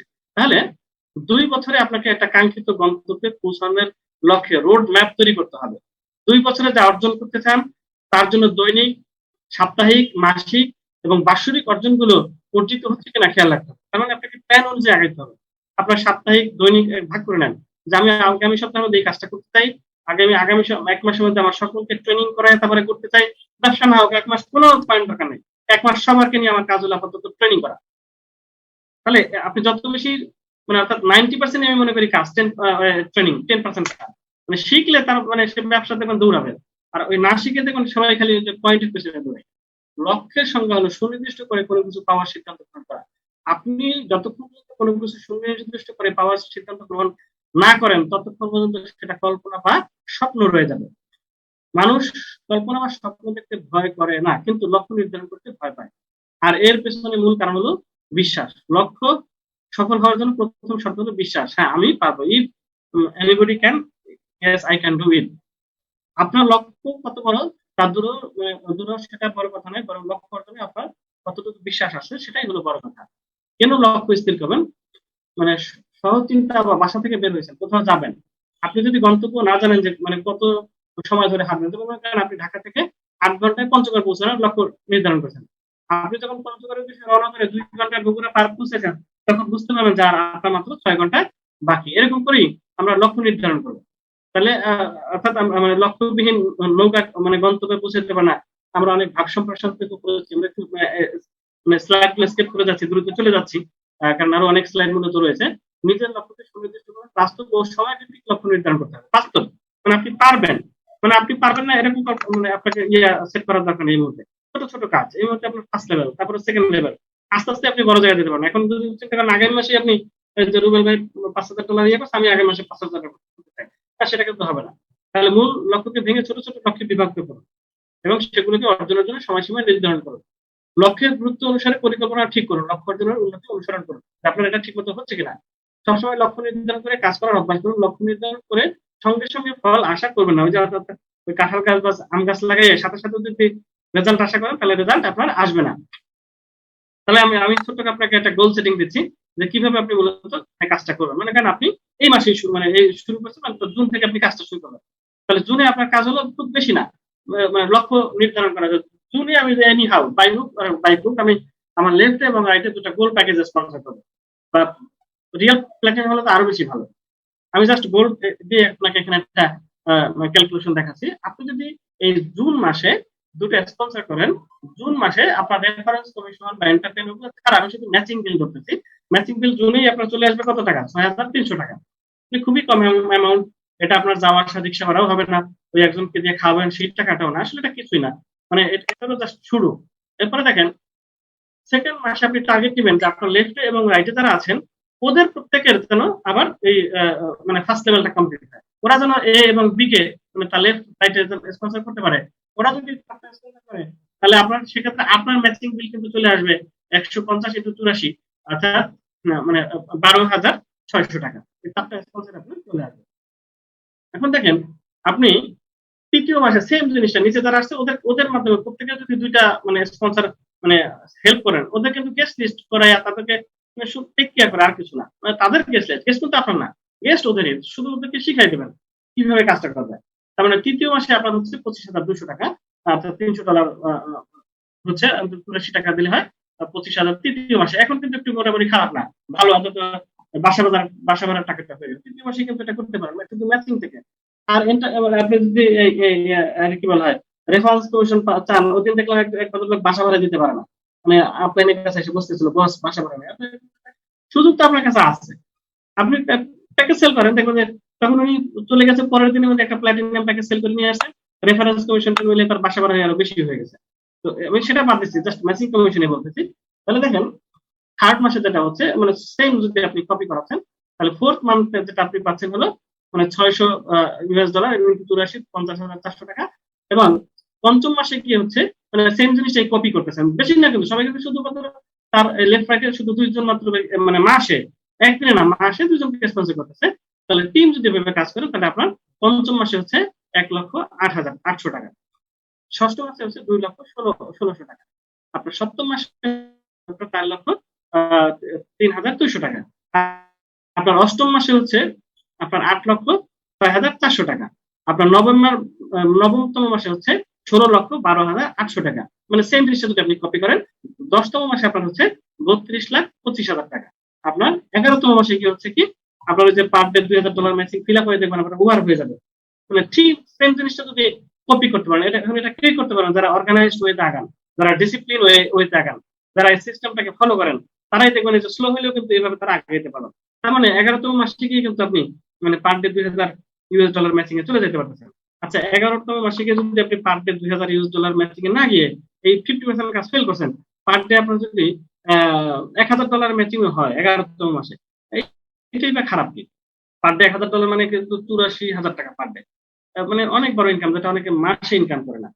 11তম মাসে গিয়ে বা 12তম মাসে গিয়ে যদি আপনি মানে মানে 75% কাজও ফেল করেন, তাতে কিন্তু পার ডে আপনার $500, $500 মানে 5,40,000 টাকার উপরে কিন্তু। মানে 40 পার ডে যদি 40,000 টাকা ইনকাম হয় তাও কিন্তু খারাপ না। তার মানে এটা কিন্তু 11 মাসের মাথায় গিয়ে কিন্তু অর্জন করা সম্ভব।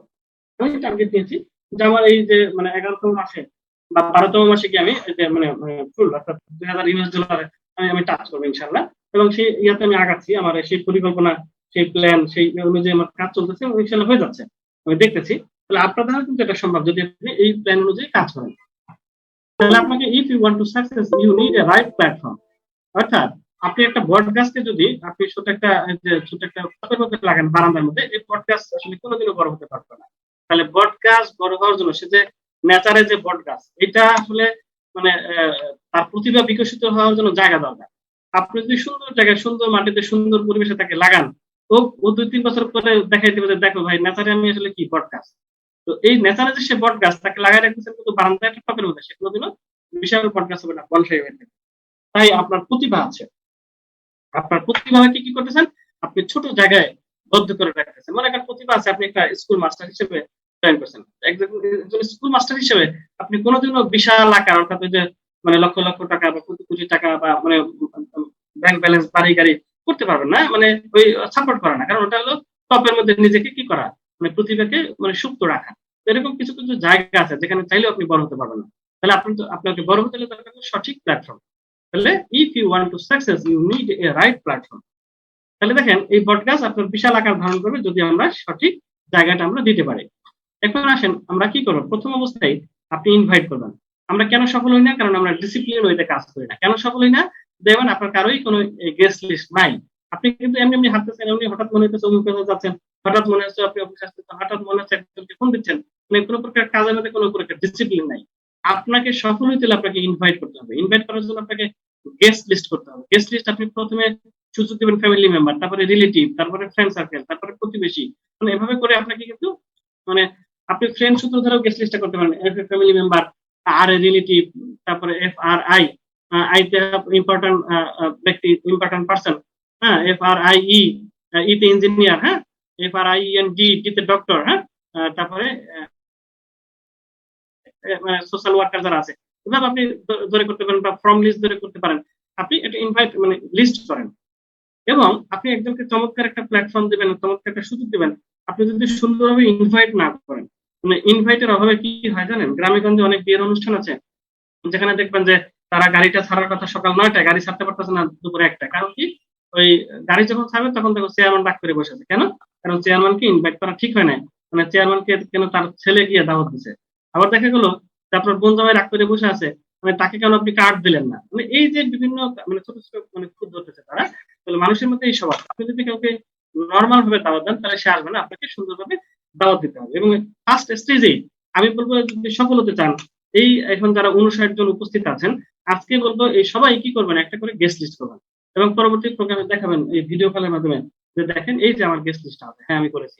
তখনই বলবো হ্যাঁ, এবার আপনার সফলতার যাত্রা শুরু। কিন্তু আমরা ডিসিপ্লিন ওয়েতে করি না। এর জন্য কিন্তু সফলতা আসে না।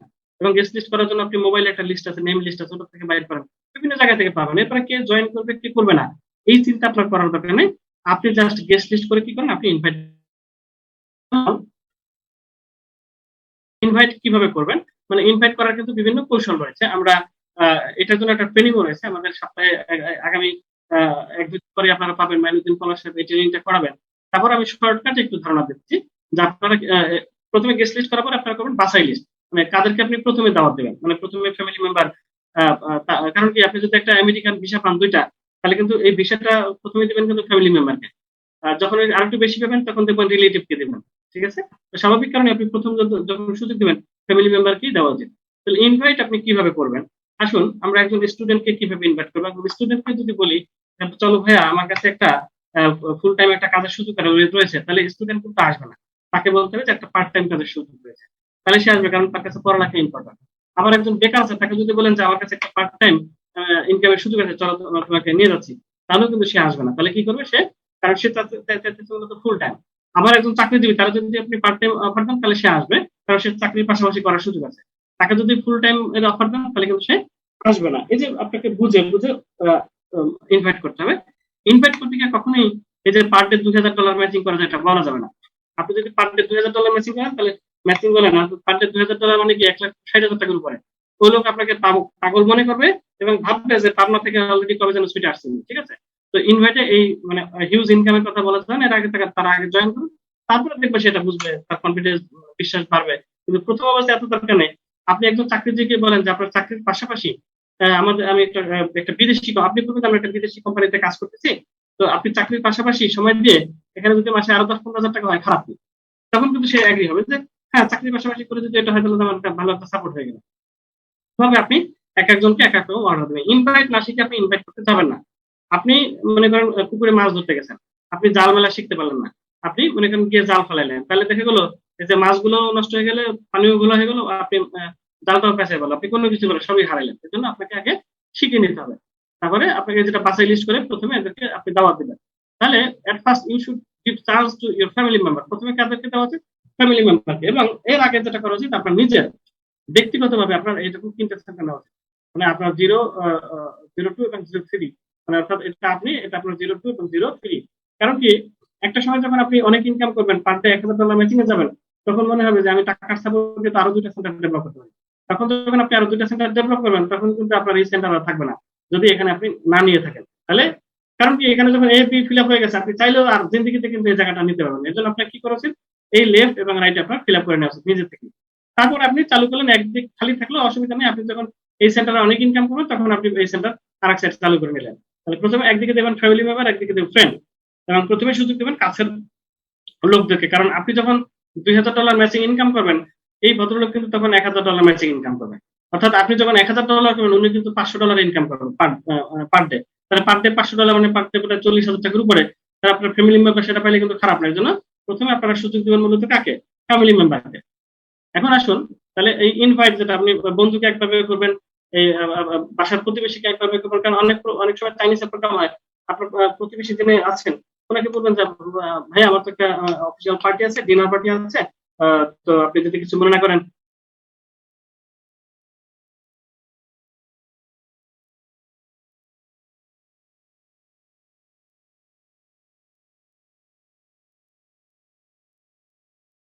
যেটা কাজ করে, মানে তার এই যে অনেক টাকা দেখে গেছে যে হিউজ টাকা, তার মাথার মধ্যে কাজ করতে থাকে এবং সে আরেকজনের সাথে মূলত গিয়ে আলাপ করে যে ভাই আমি তো একটা চমৎকার সুযোগ দেখে আসছি, খুব দারুণ একটা ইনকামের সুযোগ রয়েছে।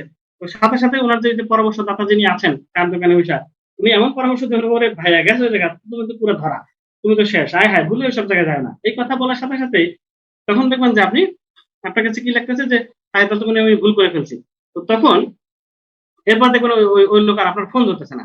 তো আপনি তখন তার বাসায় দ্রুত চলে যান 24 ঘন্টার মধ্যে এবং তাকে গিয়ে বুঝান যেখানে শুরু করলে যে কোনো লস নাই এটা, এবং তাকে এই প্ল্যানটা আবার মানে অল্প সময়ের মধ্যে শর্টকাটে আপনি তাকে বুঝান, মানে এই স্পন্সরিং ইনকাম বা অন্যান্য যেগুলো আছে আপনি শর্টভাবে বুঝাবেন এবং ফার্স্ট বুঝাবেন এটা যে কোনো লস নেই। এবং নেগেটিভ মানুষরা মানে এই টাইপের কথা বলতে পারে, এগুলো তাকে মানে তার ইয়েটা মূলত বাইর করবেন সে কি কারণে মূলত নেগেটিভ হয়ে গেছে। আপনি যদি সঠিকভাবে ব্যাখ্যা দিতে পারেন, বুঝাই দিতে পারেন, তাহলে দেখবেন সে আবার কিন্তু জয়েন করবে। তাহলে আমরা অবশ্যই মানে ফলো আপ যেটা করবো সেটা হলো 24 ঘন্টার মধ্যে। এখন আসুন, যে একটা সুন্দর আমাদের টিম করতে হবে। If you want to really income you should build a quality team. কি করতে হবে আপনাকে? এই রহিম এবং করিম এদেরকে কি করতে হবে? সুন্দর করে তৈরি করতে হবে। জামাল এবং কামাল এদেরকে কি করতে হবে? সুন্দর করে তৈরি করতে হবে। সেটা তৈরি করতে হলে কি করতে হবে? তাদেরকে নিয়ে এই যে আমাদের সাপ্তাহিক যে আয়োজনগুলো আছে, মাসিক যে আয়োজনগুলো রয়েছে, নিজে নিয়ে, যেমন বাচ্চাকে যেমন মা কি করে, স্কুলে নিজে নিয়ে যায় বা বাবা স্কুলে নিজে নিয়ে যায়। এখন তাদেরকে নিজে না নিয়ে তো স্কুল তো কাছে, পথে ছেড়ে দিতে পারতো। পথে ছেড়ে দিলে কিন্তু সে স্কুলে যাইতে পারলো, সে কিন্তু রাস্তায় আর এক জায়গায় গিয়ে খেলাধুলা করে পরে বাসা চলে যেত। খেলাধুলা করতে গিয়ে হাত পা ভাঙতো, ব্যাপারটা এরকম। ঠিক আপনি যদি কাউকে লিঙ্কটা দিয়ে দেন যে আপনি থাকেন, দেখবেন যে সে থাকবে না। তাহলে আপনাকে কি করতে হবে? নিজে সহকারে তাকে এই লিঙ্ক গুলোতে থাকবেন, সে দেখবেন শিখবে। তখন এই জন্য আপনাকে কোয়ালিটি টিম তৈরি করতে হবে। তাহলে এতে কেন যে বাচ্চাদেরকে ছেড়ে দিলেন, দেখবেন দৌড়ে লাফালাফি করে হাত পা ভেঙে ডেকে চলে আসে, হ্যাঁ স্কুলে এসে যায় না। তাহলে এই জন্যই কিন্তু বাবা মা নিজে হাতে ধরে স্কুলে নিয়ে যায় মূলত। এবং create a guest list for yourself and your team. অর্থাৎ আপনি কি করেন, 200 জনের একটা গেস্ট লিস্ট করেন।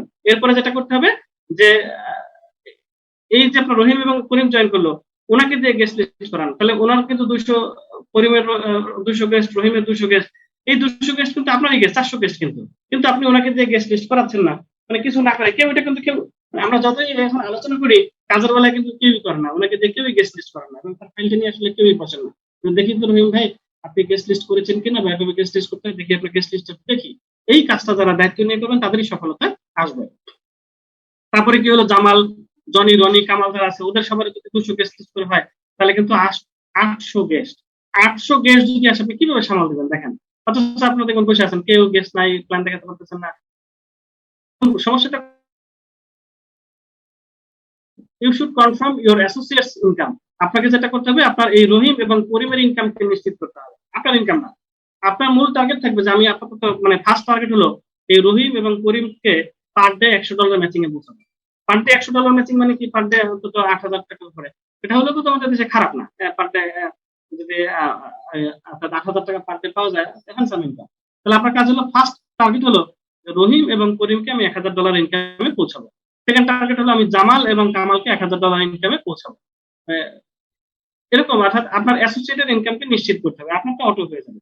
অনেকে চায় শুধু নিজেরটা, মানে অ্যাসোসিয়েটের দিকে তাকায় না, অ্যাসোসিয়েট তার ভালোবাসা থাকে না, অ্যাসোসিয়েটের প্রতি তার ফিলিংস থাকে না, মানে কখনোই তার রয়্যালিটি ইনকাম ডেভেলপ হবে না। তার জন্য ইনকাম হবে লিনিয়ার ইনকাম। সারা জীবন তার দৌড়ানো লাগবে, ওই দৌড়ালে ইনকাম আছে, না করলে নাই। আর যদি আপনি রয়্যালিটি ইনকাম করতে চান, তাহলে আপনাকে অবশ্যই এই অ্যাসোসিয়েটেড ইনকামের জন্য দৌড়াতে হবে, রহিমের ইনকামের জন্য দৌড়াতে হবে, করিমের ইনকামের জন্য দৌড়াতে হবে, জামালের কিভাবে ইনকাম হয়, আর কামালের কিভাবে ইনকাম হয়, এভাবে আপনাকে দৌড়াতে হবে। এবং আপনাকে এরকম সুন্দর একটি টিম গঠন করতে হবে লেফটে এবং রাইটে। তাহলে দেখেন যে এটা মানে আমি আগে দেখিয়েছিলাম যে আপনার লেফট এবং রাইট এরকম সুন্দর একটা টিম গঠন করবেন এবং প্রত্যেকটা টিম থেকে যদি সপ্তাহে 2টা বা 3টা করে প্যাকেজ আসে কিন্তু আপনার জন্য অনেক প্যাকেজ চলে আসবে। তাহলে প্রত্যেকেই তার টিমে লেফট এবং রাইটে সুন্দর টিম গঠন করবে। এবং আপনারা দেখেন যে সবার এক সাইড খালি রাখবেন এবং মানে মানে এজ এ আপলাইন হিসাবে আপনি কি করবেন, ওদেরকে দিয়ে তাদের এক সাইড করাবেন, আপনি কাউকে 2 সাইড আপনি করায় দিবেন না। বিল্ড এ আপনাকে 10 জন 20 জন জয়েন করে ফেলেছেন, লাভ কি? জয়েন করেছেন, তাদেরকে তৈরি করেন নাই। যেমন ওই যে অনেকে দেখবেন যে অনেক শিশু জন্ম দিয়ে থাকে মূলত, মানে একজনকেও সে মানুষ করতে পারে না, সব অবশেষে লাস্ট পর্যন্ত তারা কি হয়, লাস্ট পর্যন্ত তারা হাল চাষ করে, নালে যে ইট ভাঙে, এই যে মানে মানে শ্রমিক হয় মূলত। এখন কথা হলো যে আমার 10টা দরকার নাই তো ভাই, আমার 2টা হোক, কিন্তু 2টা কোয়ালিটি হোক। কোয়ালিটি তো আপনি আগেই পাবেন না, আপনাকে কোয়ালিটি তৈরি করতে হবে। অনেকে যদি চিন্তা করেন যে 2জন কোয়ালিটি মানে কি, একজন এক পাশে ডাক্তার জয়েন করবে, এক পাশে ইঞ্জিনিয়ার জয়েন করবে। হ্যাঁ, তারা তার বিষয়ে দক্ষ, কিন্তু তারা তো এই বিষয়ে দক্ষ না। মানে আপনি যাকে জয়েন করবেন তাকে আপনি তৈরি করে নেবেন। ওই যে ছোট বাচ্চাকে যেরকম দেখলাম স্কুলে নিয়ে হচ্ছে, ঠিক তেমনি আপনি এখানে কি করবেন, এরকম তৈরি করবেন, কোয়ালিটি টিম তৈরি করতে হবে আপনাকে। তাহলে দেখেন এরা কি করতেছে, একটু আগে দেখছেন যে মানে তারা পড়ালেখা শিখাচ্ছে না, আর এরা দেখেন যে পড়ালেখা নিজ হাতে শিখাচ্ছে, নিজ হাতে তাদের সাথে মজা করতেছে, আনন্দ করতেছে। হ্যাঁ, এর মাধ্যমে কিন্তু তারা তাদের ছেলে মেয়েকে তৈরি করতেছে। তাহলে আপনাকে কি করতে হবে, একটা কোয়ালিটি টিম ডেভেলপ করতে হবে। তাহলেই দেখবেন যে ছেলে একটা সময় কি হচ্ছে, ডাক্তার হচ্ছে, ছেলে একটা সময় ইঞ্জিনিয়ার হচ্ছে, ছেলে একটা সময় কি হচ্ছে, মেয়ে একটা সময় সায়েন্টিস্ট হচ্ছে। মানে কোয়ালিটি ডেভেলপ করতে হবে। তার মানে একটা মায়ের 20টা সন্তান বা 10টা সন্তান সবাই হলো ইট ভাঙা বা রিক্সা চালক। হ্যাঁ, আর একটা মায়ের একটা সন্তান, সে হলো ইঞ্জিনিয়ার বা ডাক্তার বা সচিব। তাহলে ওই 20 সন্তান মিলে যা ইনকাম করবে, এক সন্তান কিন্তু তার চেয়ে অনেক গুণ বেশি ইনকাম করবে। মানে এক সন্তান দেশের জন্য অবদান রাখতে পারবে, আর ওরা কি হবে, দেশের জন্য একটা বোঝা। তো এর জন্য মানে কোয়ালিটি টিম দরকার, কোয়ান্টিটি না। আমরা কিন্তু খালি লোক বাড়াইতে চাই, আসলে লোক বাড়াইলে লাভ নেই, আপনি টিমে কোয়ালিটি ডেভেলপ করেন। এভরিওয়ান নিডস এ মেন্টর, প্রত্যেকের কি দরকার, একজন মানে মেন্টর দরকার সফল হওয়ার জন্য।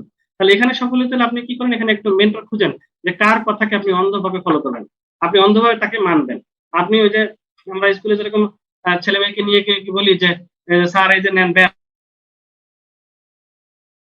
কথা না শুনে, এই যে আপনার কাছে ব্যাট দিলাম, শাসন করার দায়িত্ব আপনার, ওকে মানুষ করার দায়িত্ব আপনার। মানে কি, আপনি মানে তার হাতে তুলে দিচ্ছেন, একজন মেন্টরের হাতে। ঠিক তেমনি ওই যে একটা সাইকেল দেখেন স্ক্রিনে দেখা যাচ্ছে, একটা সাইকেল চালাচ্ছে, তো শিখাচ্ছে যে কিভাবে সাইকেলটা চলতে হয়।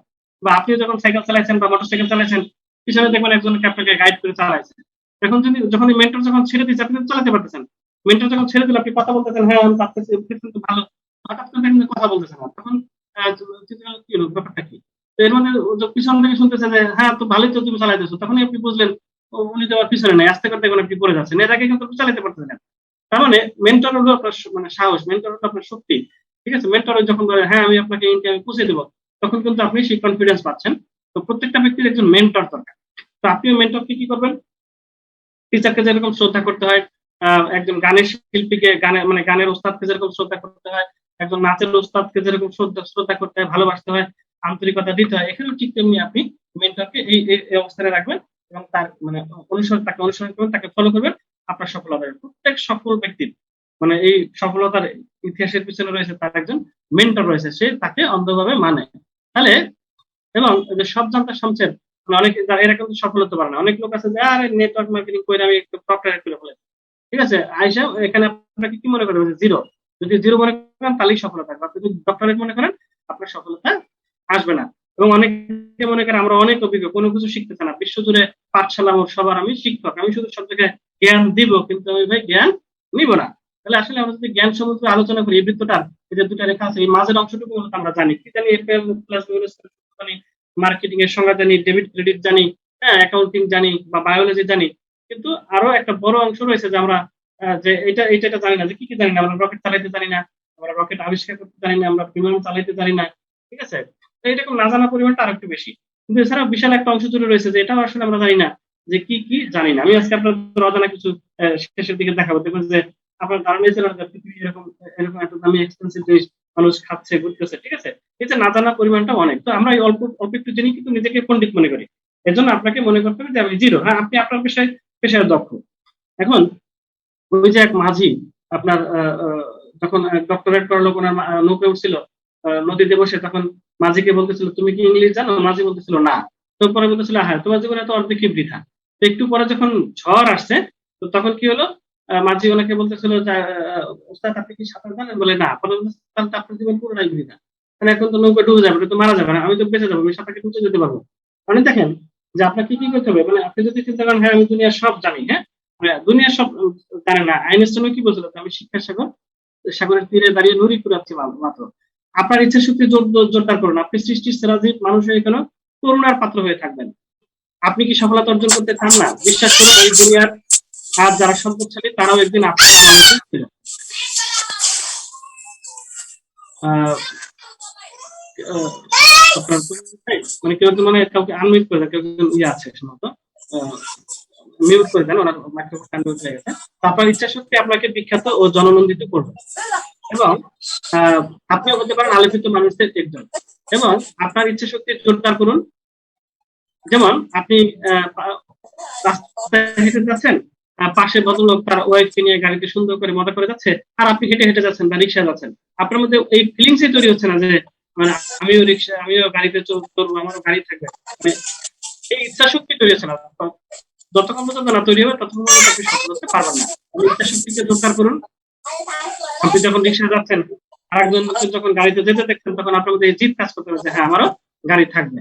তাহলে দেখেন যে দ্বিতীয় বিশ্বযুদ্ধের সময় জার্মানির, অর্থাৎ সামনে এগিয়ে যাওয়া থামবে না, দ্বিতীয় বিশ্বযুদ্ধের সময় জার্মানির মিস কনস্ট্রাকশন ক্যাম্প থেকে ফিরে আসা মনোবিজ্ঞানী এডিথ এজের নিজেকে সবসময় পর্বতরোহী মনে করেন।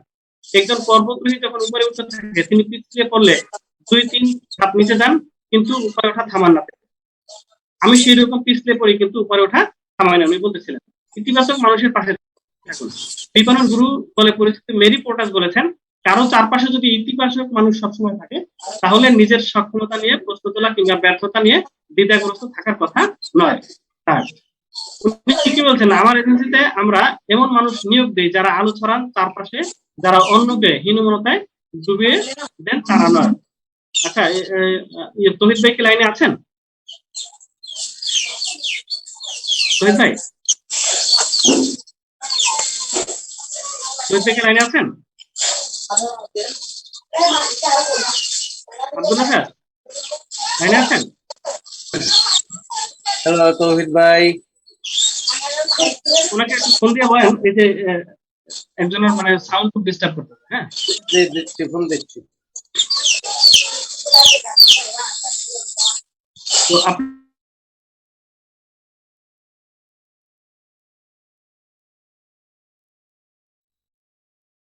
তো মেরি পোর্টাস কি বলছেন যে আমার এজেন্সিতে আমরা এমন মানুষ নিয়োগ দিই যারা আলো ছড়ান চারপাশে, যারা অন্যকে হীনমন্যতায় ডুবিয়ে দেয় তাদের নয়। অর্থাৎ উনি নেগেটিভ লোককে ওনার মানে এই কোম্পানিতে কি করেন না, উনি মূলত জয়েন করান না বা কাউকে মানে মূলত সুযোগ দেন না।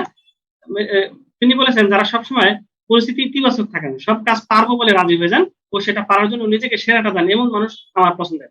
যারা নিজেরা এনার্জিতে ভরপুর থাকেন, তারা অন্যকে উৎসাহ দিতে পারেন। যদি উন্নতি করতে চান তাহলে যারা মন মরা থাকেন বা অহংপূর্ণ আচরণ করেন তাদের থেকে দূরে থাকুন।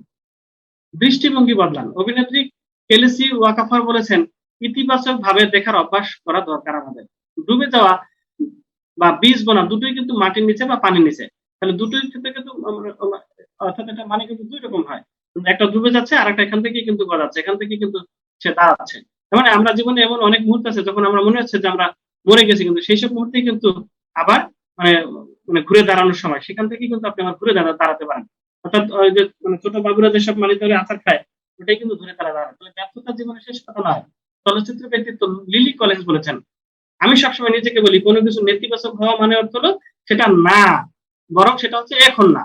অর্থাৎ কোনো কাজে ব্যর্থ হলে ভাববেন না আপনার জীবনের শেষ, বরং ভাবুন এটা আপনার জীবনের একটা কমা, মানে বিরতি, স্বল্প বিরতি। তাহলে ফুলস্টপ বা শেষ নয়। তাহলে দেখেন, সাহসী হও। বিশ্বের সবচেয়ে সফল মানুষদের মাঝে দেখা যায় দুর্দান্ত সাহসের উদাহরণ। তারা ব্যর্থতার পরেও আবার ঝুঁকি নিয়েছেন এবং ঘুরে দাঁড়িয়েছেন। ব্যর্থতা থেকে শেখার অভিজ্ঞতা হিসেবে নিন। সফল ব্যক্তিরা বিশ্বাস করেন যে ব্যর্থতা তাদের দক্ষতার প্রতিচ্ছবি। এটিকে তারা অভিজ্ঞতার একটি মূল্যবান উৎস হিসেবে দেখেন, যা থেকে তারা শিখতে ও উন্নতি করতে পারেন। অন্যরা কি ভাবছে তা দেখা মানে যদি ভাবেন তাহলে সফল হতে পারবেন না। কারো সমালোচনা শুনে যদি বসে থাকেন তাহলে আপনার দ্বারা সফলতা অর্জন করা সম্ভব না। বিখ্যাত কমেডিয়ান এবং লেখক জো ব্র্যান্ড বলেছেন, সফল হতে চাইলে অন্যরা আপনার সম্পর্কে কি ভাবছে তা পাত্তা দেওয়ার দরকার নেই, আপনি আপনার গন্তব্যে চলে যান। আপনার টমাস আলভা এডিসন যখন এই বৈদ্যুতিক বাল্ব আবিষ্কার করতেছিলেন, উনি যখন বারবার ব্যর্থ হইতেছিলেন তখন কিন্তু ওনাকে সবাই পাগল বলতেছিল যে এই লোকটা কি হয়ে গেছে, পাগল হয়ে গেছে। কিন্তু উনি কিন্তু কারো কথায় কান না দিয়ে উনি ওনার মানে কাজ করতেছিলেন এবং উনি কিন্তু সফল হয়েছিলেন। তাহলে এরকম মানে আপনি কারো কথায় কান দেওয়া যাবে না। এবং ইগো, আপনার থেকে ইগো ডিলিট করে দিতে হবে। ইগো দেখুন যে দেখেন শিকল দিয়ে পা আটকানো, অর্থাৎ আপনার যদি ইগো থাকে তাহলে আপনার পা ওইরকম শিকল দিয়ে আটকানোই থাকবে, আপনি সফল হতে পারবেন না। তো এখন থেকে আপনি ইগোটাকে কি করে দিতে হবে, ইগো ফাইলটাকে আপনাকে আনইনস্টল করে দিতে হবে। Ego is just a small three-letter word which can destroy a big 12-letter word called relationship। অর্থাৎ মানে 12 শব্দের যে একটা মানে ওয়ার্ড মানে শব্দ আছে, এটাকে ভেঙে দিতে পারে কে? ইগো। তাহলে এই ইগো মানে এই ইগো আপনাকে পুড়িয়ে ফেলার আগে আপনি ইগোকে পুড়িয়ে ফেলেন। মানে তাহলে আপনাকে কি করতে, কন্ট্রোল ইওর অ্যাঙ্গার। এখন আসেন মানে সকল জায়গা থেকেই কিন্তু শেখার আছে, মানে দোলনা থেকে কবর পর্যন্ত শিক্ষার কিন্তু শেষ নেই। এখন আসেন এখানে অনেক সময় আপলাইন কি থাকে, অনেক সময় আমাদের একটু নাক সিটকে আমরা যে আমার যে আপলাইন আছে এ আসলে কি মানে শিক্ষিত না, মানে আমার আপলাইন মানে নাক সিটকে আমরা। এখন কথা হলো আপনার বাবাও তো শিক্ষিত না, তার মানে কি আপনার আপনার বাবার কথা আপনি শুনবেন না? মানে আপনার বাবা তো, অনেকের বাবা আছে যারা হাল চাষ করতো, কিন্তু তার ছেলে কিন্তু কি হয়ে গেছে, সচিব হয়ে গেছে, তার ছেলে ডাক্তার হয়ে গেছে, ইঞ্জিনিয়ার হয়ে গেছে। তার মানে ওই বাবা কি করছে, ছেলেকে সবসময় ভালো গাইড করছে, ভালো আদর্শ দিয়েছে। মিথ্যা বলতে মিথ্যা বলা যাবে না, সৎভাবে চলবা, মানে কিভাবে লেখাপড়া করতে হয়, বাবা ছেলেকে কিন্তু পথ দেখাইছে। ঠিক তেমনি মানে বাবা যেরকম ছেলে মেয়ের অমঙ্গল চায় না, এখানে কোনো আপলাইনও তার অ্যাসোসিয়েটেও অমঙ্গল চায় না। তাই মানে সবার কাছ থেকে শেখা রয়েছে, আপনি শিখতে চেষ্টা করবেন। ইউনিটি ইজ এ স্ট্রেংথ, মানে অর্থাৎ একতাই বল, আমরা এটা কিন্তু প্রবাদ থেকেও শিখেছি। এন্ড দেন ইগো নিয়ে আমরা যেটা আলাপ করতেছিলাম, burn your ego before it's burn you. মানে ইগো আপনাকে বার্ন করার আগে আপনি ইগোটাকে কি করেন, আপনি ইগোটাকে জ্বালাই পোড়াই দেন। হ্যাঁ, ঠিক আছে, নাহলে এই ইগো আপনাকে কিন্তু জ্বালাই পোড়াই দিবে, আপনার জীবনটাকে কিন্তু জ্বালাই করে দিবে। এখন থেকে আমরা ইগোটাকে ধ্বংস করে দিব। রেগুলার কাছে থাকার গুরুত্ব বা মানে শেখার গুরুত্ব। আপনি যদি ওই যে আরে কি বলে 90% শিখতে থাকেন, তাহলে কাজ করবেন 10%, কাজ আপনি 100% রেজাল্ট পাবেন। ওই কাঠুরিয়ার গল্প থেকে আপনারা কিন্তু পড়েছিলেন যে কাঠের শিফটার বই লেখা আছে, আপনারা দেখবেন। সে বলতেছিল হচ্ছে ওই ভদ্রলোক আর আমি দুজনেই একই সময় বের হই কাঠ কাটতে যাই, কিন্তু মানে সে অনেক বেশি কাঠ কাটে, আমি কম, মানে আমার কম কাঠ কাটা হয়। কারণ কি? তখন গুরু বলতেছিল যে তোমার কোথায় কবে ধার দিছো, তোমার তো মনে নাই। তখন সে মনে নাই, তাহলে সে কোথা দিয়ে সে কিভাবে কাঠ কাটবে? আপনি দেখবেন একটা চাকুতে যখন সেরকম করে সাইন করবেন, আপনি কোরবানি গরু জবাই দিতে দেবেন, মানে আপনি চাকু লাগানোর সাথে সাথে দেবেন গরু জবাই হয়ে গেছে। আর যদি ওটা ধারাই না থাকে, তাহলে আপনি সারাক্ষণ পোষাবেন, দেখবেন ওরা একটু ইয়াও কাটবে না। তার মানে কি, আপনাকে ধার দিয়ে নিতে হবে। সফল হওয়ার জন্য আপনাকে বেশি বেশি ট্রেনিং করতে হবে। এর জন্য প্রোগ্রেসিভ টিম কিন্তু আপনার জন্য সুন্দর ট্রেনিং রয়েছে, প্রত্যেক দিন ট্রেনিং রয়েছে। যারা এই ট্রেনিং এ থাকতেছেন তাদেরই কিন্তু সফলতা রয়েছে। তাহলে আপনাকে হতে হবে অনেস্ট। অনেস্টির মানে অনেক রিওয়ার্ড রয়েছে, আপনারা বিভিন্ন জায়গা থেকে এবং এই সপ্ত কাঠুরিয়ার গল্প থেকে শুরু করে সকল জায়গাতে আপনারা দিবেন নবীজির জীবন অনেক প্রাপ্তি কিন্তু শুধুমাত্র অনেস্টির জন্য। এমনকি ইহুদিরা পর্যন্ত তাকে আল আমিন হিসেবে ঘোষিত করেছেন। তাহলে অনেস্টি আমাদের লাইফে অনেক বেশি গুরুত্বপূর্ণ। আপলাইন অনেস্টির জন্য আপনাকে বিশ্বাস করবে, ডাউনলাইন অনেস্টির জন্য আপনাকে বিশ্বাস করবে, হেল্পলাইন অনেস্টির জন্য আপনাকে বিশ্বাস করবে। এক কথায় সবাইকে সার্টিফিকেট দেবে, মানে মানে আপনার অনেস্টি সার্টিফিকেট অটোমেটিক তারাই দিয়ে দিবে যদি আপনার মধ্যে অনেস্টিটা থাকে, সলসাতুরি থাকে। আপনি আপলাইন থেকে সহযোগিতা পাবেন না, ডাউনলাইন থেকে পাবেন না, হেল্পলাইন থেকে পাবেন না, কারো কাছ থেকে পাবেন না। তাহলে অনেক, এবং দলে থাকার যে গুরুত্ব দেখেন যে বাঘ অনেক বেশি শক্তিশালী, মহিষকে দেখবেন এমনকি হাতিরও আক্রমণ করতে সারে না। সেক্ষেত্রে দেখবেন যে দলে না থাকলে যেটা হয়, দেখবেন যে মানে দল ছুট বাঘকে দেখবেন যে মহিষও তারায়। ঠিক আছে, তো দলে থাকার অত্যন্ত বেশি গুরুত্বপূর্ণ। আপনার যে টিম আছে, আপলাইন আছে, এই দলের সাথে লেগে থাকেন সবার সাথে। দল ছাড়া যেমন ডাক্তার কামালকে দেখতে পারতেছেন, দল ছাড়া বদরুদ্দোজা চৌধুরীকে দেখতে পারতেছেন। এই এক্সাম্পল আপনারা ইতিহাস থেকে শিখেন। তাহলে এই আপনার দলের প্রতি আপনি আনুগত থাকেন, আপনার টিমের প্রতি আনুগত থাকেন। নেভার গিভ আপ, কখনই ছেড়ে দিবেন না। আপনাকে শেষ পর্যন্ত মানে যুদ্ধ চালিয়ে যেতে হবে। অর্থাৎ এই দেখেন ব্যাংকটাকে কিন্তু পাখিটা খেয়ে ফেলতেছিল, পাখিও কি করছে, শেষ মুহূর্ত পর্যন্ত তার গলা টিপে দিতেছিল যাতে আমাকে এখানে ফেলতে না পারে। তাহলে শেষ মুহূর্ত পর্যন্ত কি করতে হবে, নেভার গিভ আপ, আপনাকে চেষ্টা চালিয়ে যেতে হবে। Stay strong, never give up. তাহলে if you fall behind, run faster, never give up, never surrender and rise up against the odds। আপনি সকল প্রতিকূলতার আপনাকে মানে জেগে উঠতে হবে। আবারও সেই একই সমস্যা দেখেন, যদি আবার একটু হেল্প করেন। তো যাই হোক, ইফ ইউ ফল বিহাইন্ড, আপনি যদি সবার পিছনে পড়ে থাকেন, রান ফাস্টার, আপনি আরো দ্রুত কি হন, আবার ফুল স্পিডে দৌড় শুরু করেন। নেভার গিভ আপ, কখনোই হাল ছেড়ে দিয়ে না। নেভার সারেন্ডার, কখনোই আপনি সারেন্ডার করবেন না। And rise up against the world, সকল প্রতিকূলতার বিরুদ্ধে আপনাকে জেগে উঠতে হবে, খেপে উঠতে হবে, যে যদি কেউ পারে আমি পারবো, একটা ব্যক্তি যদি পারে আমিও পারবো, সেও মানুষ আমিও মানুষ, তারও দুটা হাত আছে আমারও দুটা হাত আছে, তারও দুটা চোখ আছে আমারও দুটা চোখ আছে, তারও একটা মাথা আমারও একটা মাথা, কেন আমি পারবো না? তাহলে এই যে আপনাকে এই চ্যালেঞ্জটা মূলত আপনাকে নিতে হবে। তাহলে দেখেন এই যে অনেক মূলত এই নেটওয়ার্ক মার্কেটিং মূলত অনেক বই রয়েছে, আপনি এই বইগুলো যদি পড়েন তাহলে আপনাকে সফলতা আসবে। এখন যেটা হলো উত্তরাঙ্কা magic, the magic of thinking big, ঠিক আছে, the power of positive thinking. আমি যে গত সপ্তাহে এরকম মানে কয়েকটা বই কিনেছি, এবং বাংলাদেশের অনেক ইম্পর্টেন্ট একজন ব্যক্তি, অনেক বড় মাপের ব্যক্তি, আমি তাকে এটা গিফট করে এসেছি, সে আমার কাছে চেয়েছিলেন। মানে এটা অনেক বেশি ইম্পর্টেন্ট। অর্থাৎ আপনি যদি বড় চিন্তা করেন, সে ওইরকম কঠিন জায়গার মধ্যে কিন্তু এখন সে চিন্তা করতেছে, মানে একটা ম্যাজিক অফ বিগ থিঙ্কিং। তাহলে আপনাকে মানে বড় চিন্তা থাকতে হবে। দেখেন হাতির অনেক বড় শক্তি আছে, কিন্তু তাকে কিন্তু প্রথমে 2টা বছর কি করে একটা জায়গায় আবদ্ধ করে রেখে, মানে অর্থাৎ ওই যে শিকল দিয়ে বাইধা রাখে, সে অনেক চেষ্টা করে যখন যাইতে পারে না, লাস্টের নিচের ছবিটা দেখেন একটা রশি দিয়ে বাইধা রাখছে, এখন আর সে যাওয়ার চেষ্টা করে না, কারণ সে অনেক চেষ্টা করছে আগে। তো এখন মনে করতেছে যে আমি অনেক চেষ্টা করছি, তো আমি তো আসলে পারিনি, তাহলে আমার দ্বারা মানে পারা সম্ভব না, সে ওইখানে একটা আবদ্ধ হয়ে গেছে। আমরাও জীবনে কি জানি ওই যে 5-5 বছর চেষ্টা করার পরে মনে হচ্ছে না আসলে আমার দ্বারা কোনো কিছু করা সম্ভব না। তাহলে আপনি যদি চেষ্টা করেন আপনার দ্বারা সফল হবে। এখন দেখেন বিশ্ব কিভাবে এগিয়ে আছে। দেখেন অ্যাকোয়া ডি ক্রিস্টেলা নামে 700 মিলিমিটারের একটি পানির বোতল, এর জন্য মানে সর্বোচ্চ কত টাকা খরচ করতে চাইবেন? মানে খুব বোকার মতো মানে প্রশ্ন এটা। মানে আপনি এর থেকেও বেশি বোকা হয়ে যাবেন যখন দোকানে গিয়ে দেখবেন একটি 700 মিলিমিটারের পানির দাম, বোতলের দাম 6,500 মার্কিন ডলার, বাংলা টাকায় হলো 5,43,000 টাকা। বিশ্বের বিভিন্ন প্রান্ত থেকে সংগ্রহ করা মিনারেল ওয়াটার অর্থাৎ 24 ক্যারেটের একটি আকর্ষণীয় আর অভিজাত পানির পাত্রে এ ভরে বিক্রি করা হয়। এখন অনেক মানুষ কিন্তু এই 5 লাখ মিলিমিটার একটা পানি সে খাচ্ছে, মানে 1 লিটারও কিন্তু না। দেখেন মানে এই পানিটুকু 5 লাখ টাকা দিয়েও মানুষ খাচ্ছে, আর পৃথিবী কোথায়?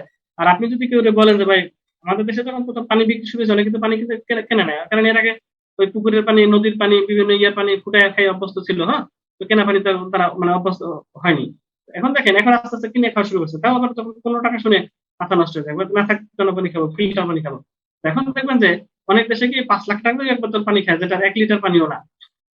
তারপরে ডেনসুকি তরমুজ, এটি জাপানের হাক্কাইদো দ্বীপে উৎপাদিত এক ধরনের দুর্লভ প্রজাতির তরমুজ, যা প্রচলিত সবুজ বর্ণের তরমুজের মতো নয়, বরং এর রং কালচে হয়ে থাকে। এর ওজন 10 কেজির মতো হয়ে থাকে, তাই এটি শুধুমাত্র জাপানেই পাওয়া যায়। এর উৎপাদন হয় খুব সীমিত আকারে, তাই অনেকটাই সেই কারণে এর দাম আকাশচুম্বী। একটি ডেনসুকি তরমুজের জন্য আপনাকে গুনতে হবে 6,000 মার্কিন ডলার, কিংবা প্রায় 5 লাখ টাকা। স্বাভাবিক তরমুজের থেকে এটি আকারে বেশ বড়। মানে 5 লাখ টাকায় একটা তরমুজ খাইছেন, এটা যদি আপনি গ্রামে গঞ্জে আত্মীয় স্বজন, মুরব্বী, বাবা দাদার কাছে গল্প করেন, তাহলে সে আপনাকে পাগল ছাড়া আসলে আপনাকে কিছুই বলবে না। কিন্তু পৃথিবী কোথায় গেছে, তারা 5 লাখ টাকা দিয়ে কিন্তু তরমুজ খায়, ঠিক আছে, এবং সেটা পায়ও না ভাগে। এখন দেখেন দ্য গোল্ডেন ক্যানোলি নামে আপনার এই যে আপনার একটা মানে ইয়া রয়েছে, পেস্ট্রি রয়েছে, যার উৎপত্তি হলো ইতালিতে, কিন্তু বর্তমানে এটি পাওয়া যায় যুক্তরাষ্ট্রের বেশ কয়েকটি অঙ্গরাজ্যে। এর প্রধান ও মূল আকর্ষণ হলো এটি সম্পূর্ণ স্বর্ণ, মানে খাবার যোগ্য পাতা দিয়ে এই পেস্ট্রি সম্পূর্ণটা মুড়ে দেওয়া হয়। অর্থাৎ স্বর্ণের তৈরি একটা পাতা, এই স্বর্ণটা হলো খাবার যোগ্য স্বর্ণ। স্বর্ণের তৈরি খাবার যোগ্য পাতা দিয়ে তৈরি এই পেস্ট্রিটা সম্পূর্ণ মুড়ে দেওয়া হয়। এর এক একটি পেস্ট্রি বিক্রি হয় 26,000 মার্কিন ডলার, অথবা বাংলা টাকায় 21,84,84,000 টাকা। আপনি বলবেন যে মাথা খারাপ, যে একটা পেস্ট্রি আমি 21 লক্ষ টাকা দিয়ে খাবো, দিয়ে আমরা একটা ফ্ল্যাট কিনবো। হ্যাঁ, তো এখন কথা হলো এই পৃথিবীর মানুষ এইভাবে এগিয়ে আছে, তারা একটা পেস্ট্রিও কিন্তু এভাবে খাচ্ছে। ফ্লার বার্গার, পৃথিবী সম্পর্কে মোটামুটি ধারণা রাখেন, মোটামুটি ধারণা যারা রাখে আর কি, যুক্তরাষ্ট্রের লাস ভেগাস শহরের কথা শুনেনি এমনটা খুঁজে পাওয়া দুর্লভ। সেই শহরের একজন সেই হিউবার্ট কেলারের তৈরি গরুর মাংসের এই বার্গার আপনি গরুর মাংস ছাড়াও আরো পাবেন এক ধরনের সুস্বাদু ছত্রাক, আরো হাঁসের কলিজা। শুধু তাই নয়, লাস ভেগাসে বসে এমন একটি ফ্লার বার্গার খেতে আপনার অ্যাকাউন্ট থেকে খরচ করতে হবে 5,000 মার্কিন ডলার, যা কিনা বাংলাদেশি টাকায় 4,20,000 টাকা সমান। আপনি বলবেন যে কি বলেন রে ভাই, এই 4,20,000 টাকা দিয়ে একটা বার্গার খাবেন, ভাই মাথাটা কি আপনার নষ্ট হয়ে গেছে? কিন্তু পৃথিবীর অনেক মানুষই কিন্তু খাচ্ছে। তাহলে দেখেন the frozen out chocolate ice cream, এটা কি একবার ভাবুন তো, আপনি আইসক্রিম মুখে দিলেন আর সেই সাথে মুখে দিলেন স্বর্ণ, মানে খাবার যোগ্য স্বর্ণ থাকে এটা, তাই? হ্যাঁ, এটি বিশ্বের সব থেকে দামি চকলেট আইসক্রিম। এটিতে খাওয়ার যোগ্য স্বর্ণ থাকে। যুক্তরাষ্ট্রের নিউ ইয়র্ক শহরে এই আইসক্রিম খাওয়ার জন্য আপনাকে ব্যয় করতে হবে 25,000 মার্কিন ডলার বা 21 লক্ষ টাকা। এখন একটা আইসক্রিম যদি আপনি 21 লক্ষ টাকায় খান, আর বাংলাদেশের কোনো মানুষ খাইছে কিনা আমার জানা নেই, কারণ তাদের এই সাহসী হবে না, যত রিচই হোক আর যা খুশি হোক 21 লক্ষ টাকা দিয়ে একটা আইসক্রিম খাবে ইম্পসিবল, কিন্তু পৃথিবীর কত মানুষ খাচ্ছে এবং তারা দেখবেন সিরিয়ালও পাচ্ছে না। একটি হাত ঘড়ি বিক্রি হলো 226 কোটি টাকায়। সুইস বিলাসী ঘড়ি কোম্পানির প্যাটেক ফিলিপ সম্প্রতি যে মূল্যে তাদের ঘড়ি তৈরি একটি ঘড়ি বিক্রি করেছেন ভারতীয় মুদ্রায়, তার আনুমানিক মূল্য হলো 226 কোটি টাকা। জেনিভায় অনুষ্ঠিত সেবামূলক নিলাম অনলি ওয়াচ 2019-এ বিক্রি হয় এক্সক্লুসিভ ঘড়িটি। তৈরি হয় নানা রেকর্ড করে এই ঘড়িটি।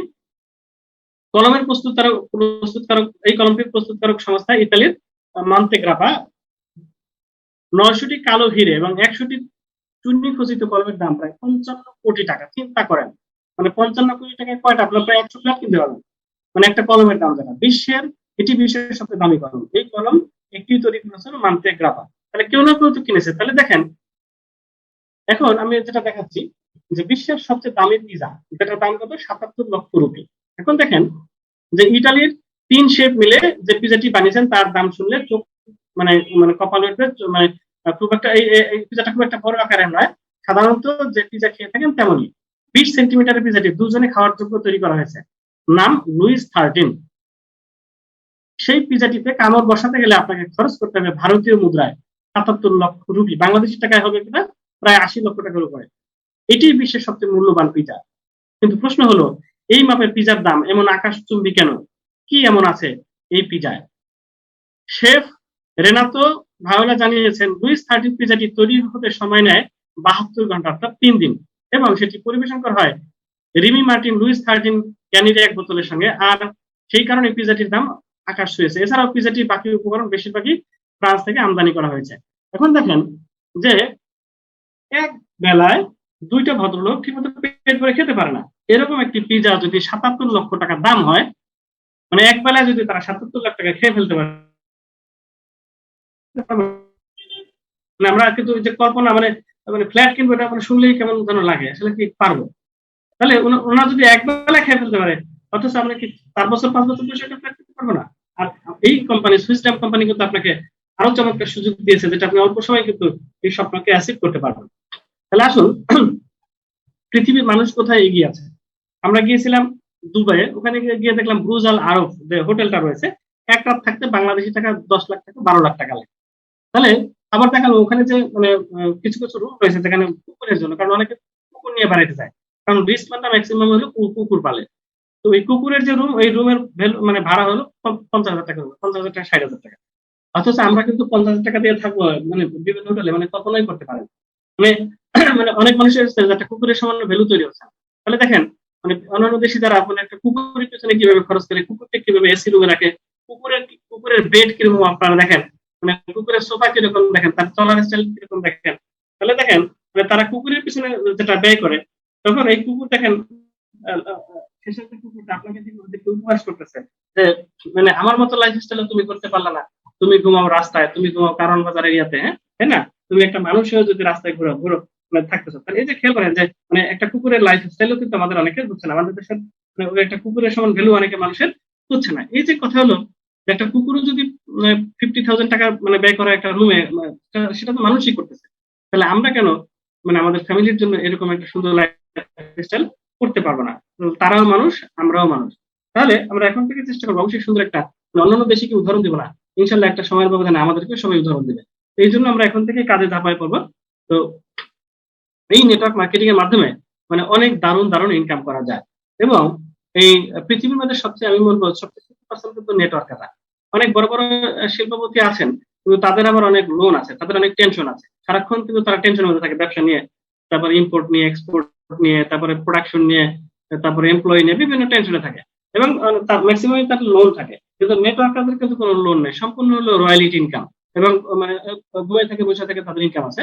তো এই মানে সুখী সমৃদ্ধ জীবন যাপন করতে হলে অনার, সুন্দর একটা অনার টিমের লোকজন দেখবেন আপনাকে কি পরিমাণে অনার দিচ্ছে, কিভাবে ভালোবাসতেছে, কিভাবে মানে আন্তরিকতা দিচ্ছে।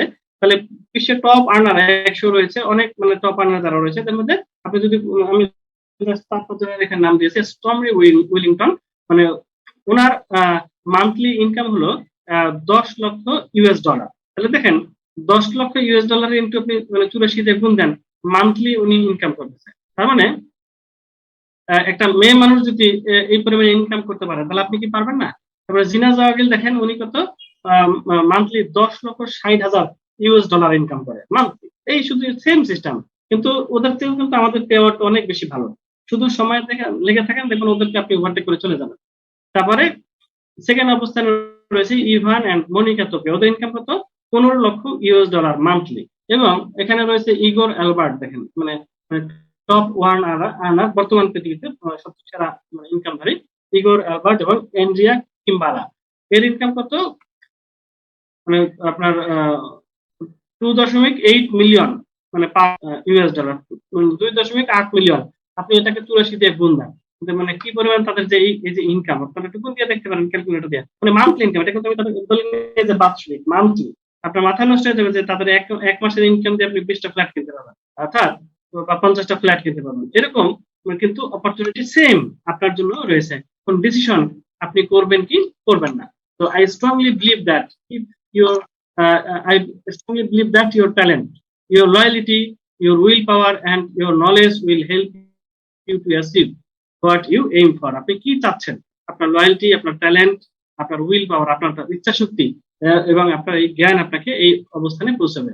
I hope you will earn amazing income from Swissdom and you will maintain a wonderful lifestyle. And today I had a good time with you. My speech was only for your success. I want to see your success. If you find any flaws in this system, in this company, if you find any flaws, please you show me. I will give you assurance that I will never do this business. If you find any flaws, if you can show me any flaws, and if you feel bad, any of my word today, I have talked enough with you, and if you feel bad any of my word, please pardon me. This speech was only for your success. So this is the end for today. সবাই ভালো থাকবেন, সুস্থ থাকবেন। এই মুহূর্তে বিদায় নিচ্ছি।